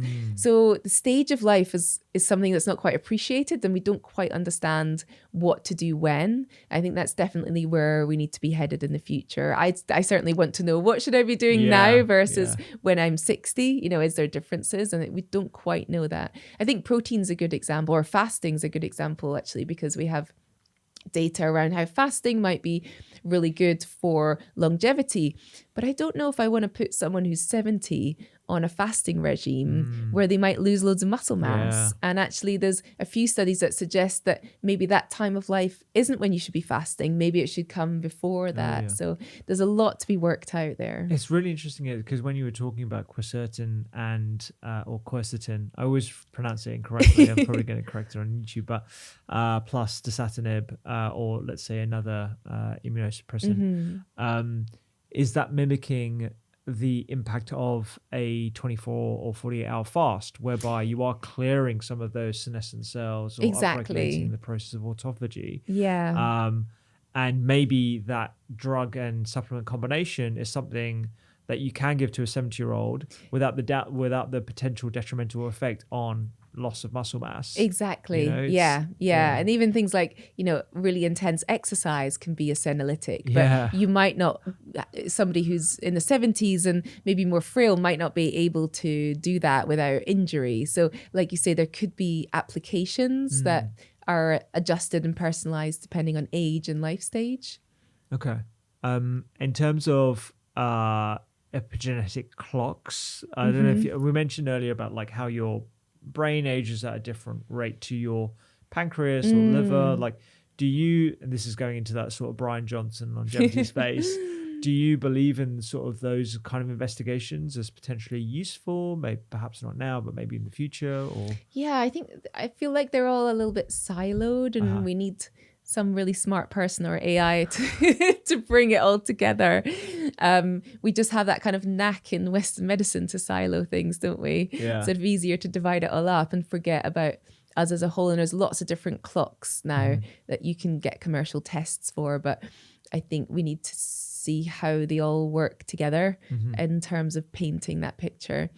And I wonder sometimes if Brian Johnson spent the same amount of money that he does on himself on like a clinical trial for some of these things that could help loads of people, that would be more useful. I like the N of 1 experiments, to be honest. I think it's fascinating. I think it's probably raised sort of the interest in the field that might actually generate some of those research dollars to the right place. But it's like it's a case study that then might prompt to do a bigger trial somewhere. Yeah. It was really interesting watching what's going on and the interest and the number of questions that we've had about particular supplements that are in his regime. So we'll do a quick fire round of supplements. I know quick fire, I say that in inverted commas.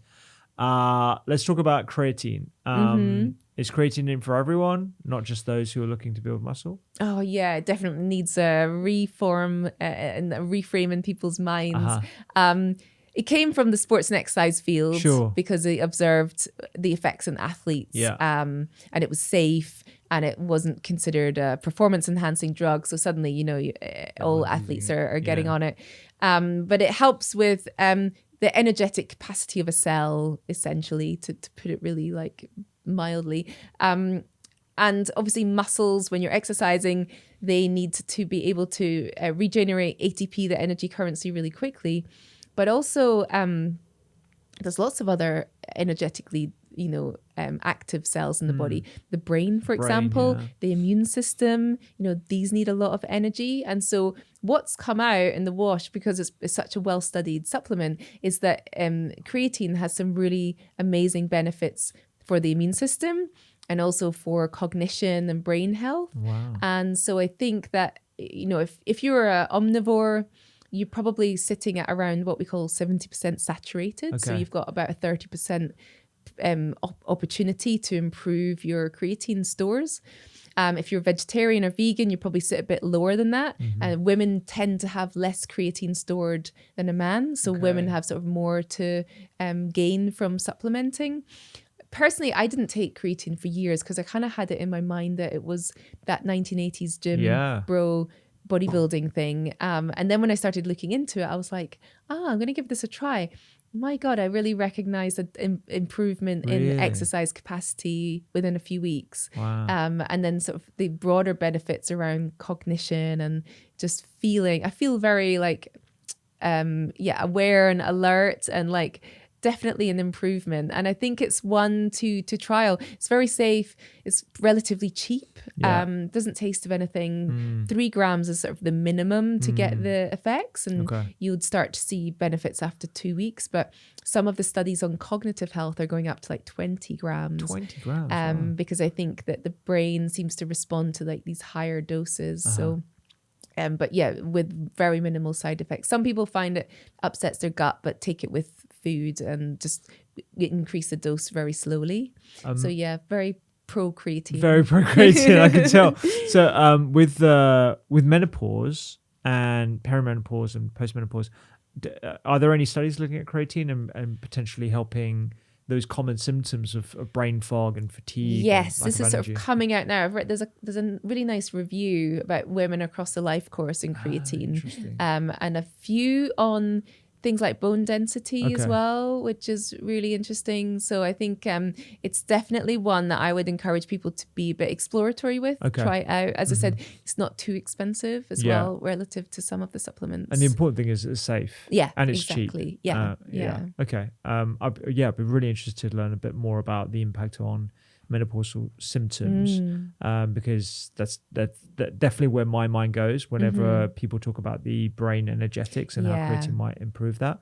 Taurin's another brain one, right? Yes, and there's a nice kind of pairing with creatine. I kind of see taurine as being the next big creatine. It's actually an antioxidant, and again, really good for exercise capacity, for cardiovascular health. Again, we get it from meat. It's something that we can have a capacity to increase through supplementation.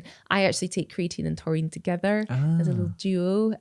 So I think that's definitely one to watch, I'd say. Not the same volume of research as creatine, but definitely one to watch. Interesting. Okay. And I wonder if these have potentially preventative effects on cognitive decline as well. Yeah. You know, when taken over time. And I guess because these supplements have been out for so long, maybe this is like one that could be used in clinical trials and taken over time. Yeah, exactly. To look, that's really interesting. Okay, taurine, one to watch.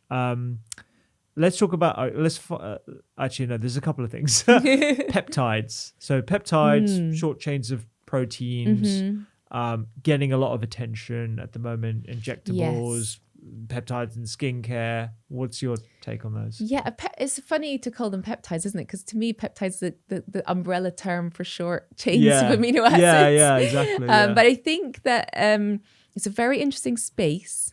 I'm kind of like watching and waiting. Okay. I think it just reinforces to me that protein is more than just these amino acid building blocks. So a lot of the time we talk about protein as being one thing and it's made up of these building blocks. But when you create little peptide chains from unique, Lego bricks, as it were, they have this amazing signaling function in the body, which we can then create different peptides for different jobs. Yeah. And I think it's going to be a real interesting space to see what comes. Yeah. I mean, I talked about it in my book as well.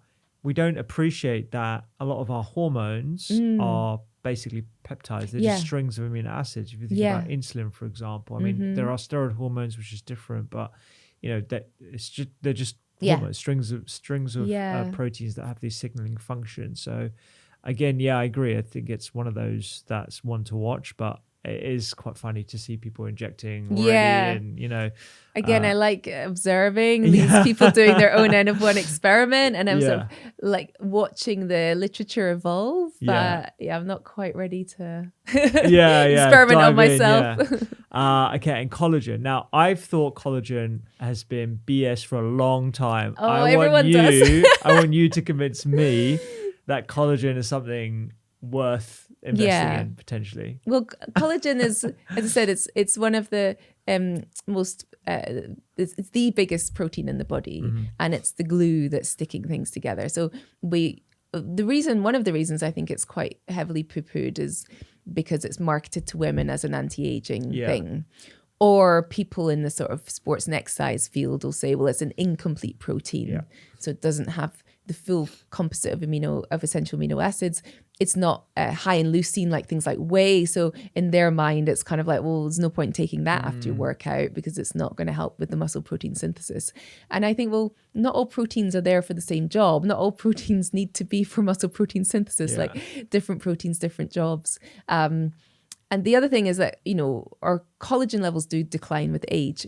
And women in particular, after menopause, they see a really sudden decline, and women will often report like joint issues, stiffness, pain, and just the kind of structure of their body. Their, face is obviously one area that people will notice. Because the fibroblasts that are producing collagen are stimulated by estrogen. And so when the estrogen is no longer there, that signal is gone. So you get an even bigger decrease in collagen levels in the body after menopause. And so I guess the thinking followed that if you take collagen supplements, you're replacing what's lost. But people would say, oh, but the collagen's just been broken down into amino acids. Can't I just get that from other proteins in my diet? This is my thinking. Yeah. So yes, you can. Collagen has quite a unique amino acid structure. So it will have amino acids that are rarer in other foods. So again, thinking about all those different levels of amino acids, collagen's providing something that, other proteins might not. So, but then there's also these peptides within the collagen. So it's hydrolyzed as part of the production process, which makes little short peptide chains. And there are studies showing that these do cross the small intestine during digestion, and then they go to certain parts of the body and they act as a signaling molecule. So if you have these di and tripeptides, they're signaling that the body needs to produce more collagen. It's almost like, oh, look, the collagen's been broken down because we've got these peptides, we need to produce more. So this has been demonstrated in the literature, and it's thought to be one of the mechanisms by which supplementation works, as well as providing a pool of these really unique amino acids that make up collagen that you might not get from other dietary proteins. So it's and there's maybe other mechanisms we don't know yet. But I was recently involved in a clinical trial. Studies are not published yet because I'm still writing the manuscript. But we looked not only in the skin, but of the whole body. And because I think that's where the message gets lost. It's when you start marketing things to women, people will go, oh, well, it's not as good as retinols for anti-aging. Well, it doesn't have to be. It's a dietary intervention. It's a food. It's not even sold as a supplement. It's essentially a food. But the collagen fragmentation within the skin structure, and that's on the face and on the body, was reduced. So the collagen breakdown was reducing. That was over 12 weeks. Ah, interesting. And then the hydration of the skin, like the structure of the skin was improved. But we also saw improvements in things like gut health because the whole structure of the gut is made of collagen. Oh, really? I didn't think I appreciate that. Yeah, so it's basically the scaffolding that's holding it together. And going back to our conversation about the gut integrity, like that barrier being really important. So then we looked at energy levels and exercise and pain and all these different aspects that all showed an improvement. So I think we need to stop thinking about it as a beauty supplement. I think we need to think about it as a food, and think about the sort of unique mechanism of action, and that we're not taking it for muscle protein synthesis. It's got a different function in the body. And then people always say, oh, but there's many other things people can be doing, like diet and exercise. And I'm like, yeah, I'm not ever telling people to take collagen supplements. I'm not here suggesting you have to buy it. I'm kind of laying out what I've learned. Sure. And I always go into a space quite skeptical, and I want to understand it all before I'm able to sort of make a decision of whether I want to take something or not. And so, if I can lay out information, people can decide, because there's a financial cost if that's what you want to do. And it doesn't have to be collagen or other things, like dermatological treatments that do have anti-aging effects. Yeah. You can do both. Yeah. That's it's not a one or the other. Yeah. Yeah. No, I agree. You convinced me to relook at the literature for sure. One of the things that I've always had is whenever I look at some of these studies where they give people collagen, they look at subjective measures of skin hydration and wrinkles and all that kind of stuff.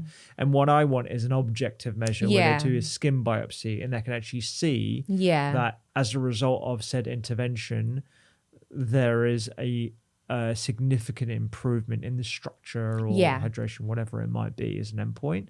And that for me has been lacking. Yeah. So we did do those objective measures because the subjectiveness can be problematic. Yeah. But also just speaking to people in the sports and exercise field, like there's studies now on female footballers and injury reduction, because all the ligaments and tendons of the joint, as well as the bones and muscles, those are all made from collagen. That's part of the scaffolding. So looking at seeing, female footballers are more prone to certain injuries. Can we use collagen supplements as a way to offset that? So I think if you go into certain fields like sports and exercise physiology, then you're like, oh, this has been taken seriously as an intervention. Yeah. It's just when you go to like the sort of female space and beauty, I think that's when people like to not take it seriously. Is there a particular type of collagen, if people are interested in collagen, that we should be leaning into more? Because from my reading, like there's tens of different types of collagen, right? There's 20 odd different types. The predominant one in the body is type 1. Most of the supplements you'll see on the market will be type 1, and they're what we call hydrolyzed to make these little peptide chains. So this process is quite important to make these peptides. And then I think just look at sourcing. So, it's a byproduct of the meat industry. So you want to think about what, the supply chain, where those animals have come from. I know that South American sourced collagen has been linked to deforestation. So think about the provenance. Some people will add in lots of fancy ingredients, but I think if you're getting a good diet, so vitamin C is really important for collagen synthesis. Don't necessarily have to have that as a supplement if you're getting plenty from your diet. So it's and it's very heat stable. You can put it into food, you can put it into your soup or a stew. It's also a source of protein, so you're adding protein to that meal as well. Jenna, this has been awesome. I could talk to you for so much longer. I've got so many more questions, but I think we'll call it there. But I just think that the one thing I'm going to take away from this conversation is this parallel with the seasons and like where we are with the different seasons, and the importance of the soul span. Like the soul span is a really beautiful concept. I think about lifespan and health span obviously with my medical hat on, but I didn't think we lean as much as we should be into the soul span. And I think that's something that you articulate so well when we talk, but also in your books as well. So yeah, really appreciate you. Oh, thanks for having me. And sorry for my sunglasses. Sort of got used to it now. It's like normal, isn't it? You can't see my eyes. If you loved that episode, you will love the full library of podcasts from the Doctor's Kitchen Library. We talk about everything from inflammation, supplements, and food as medicine. Just like this episode right here. You can click it right now and check it out.